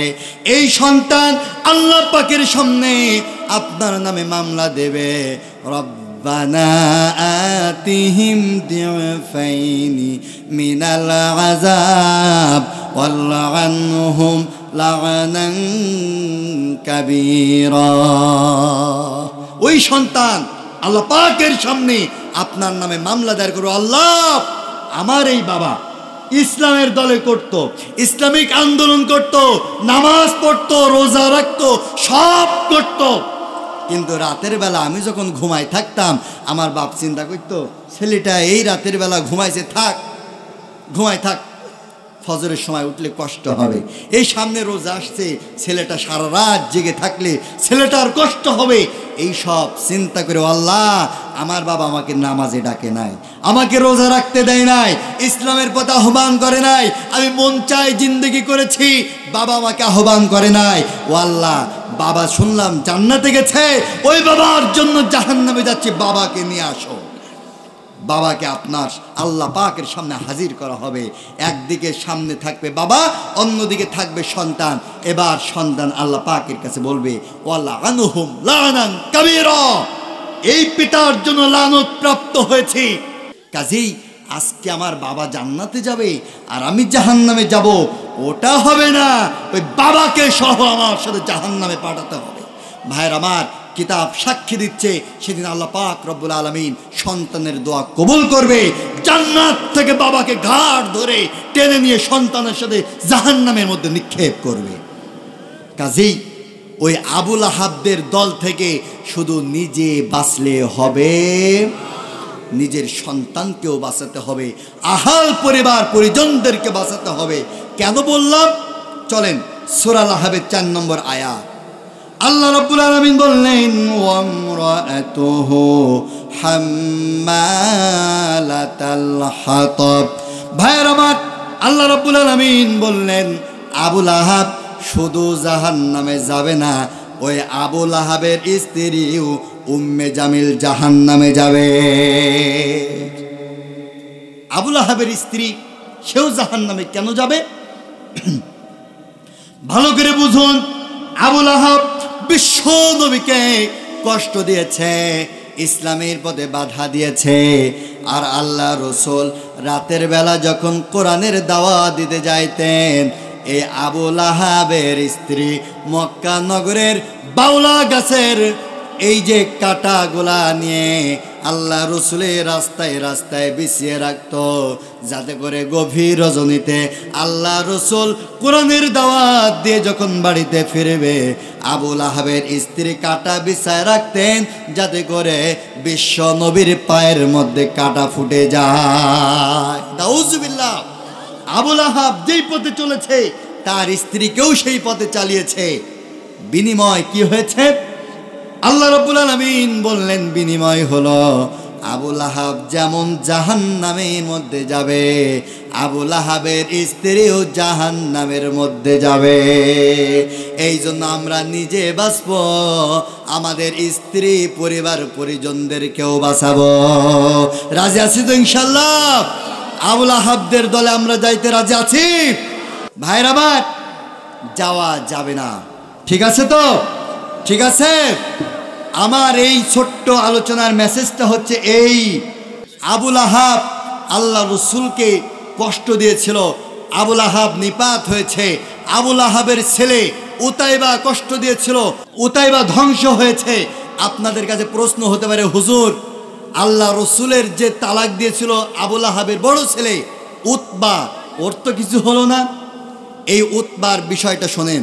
উতবা আল্লাহ রসুল সাল্লাল্লাহু আলাইহি ওয়াসাল্লাম অষ্টম হিজরিতে যখন মক্কা বিজয় করেছিলেন, এই উতবা আল্লাহ রসুলের হাতে হাত রেখে কালেমা পড়ে মুসলমান হয়ে গেছিলেন। সুবহানাল্লাহ। তো আসতে, তার মানে আবু লাহাবের বড় ছেলে উতবা আল্লাহ রসুলের হাতে হাত রেখে মুসলমান হয়েছিলেন, আল্লাহ রসুল থেকে ক্ষমা করেছিলেন। বাকি সন্তানগুলা এবং আবু লাহাবের সন্তান, আবু লাহাবের স্ত্রী সবাই ধ্বংস। শুধু ধ্বংস নয়, আল্লাহ পাক ওদেরকে জাহান্নামের সার্টিফিকেট দিয়েছে। কাজে আল্লাহ পাক রব্বুল আলামিন আমাদেরকে ওই আবু লাহাবের চরিত্র থেকে আল্লাহ পাক আমাদেরকে হেফাজত করুন বলে আমিন।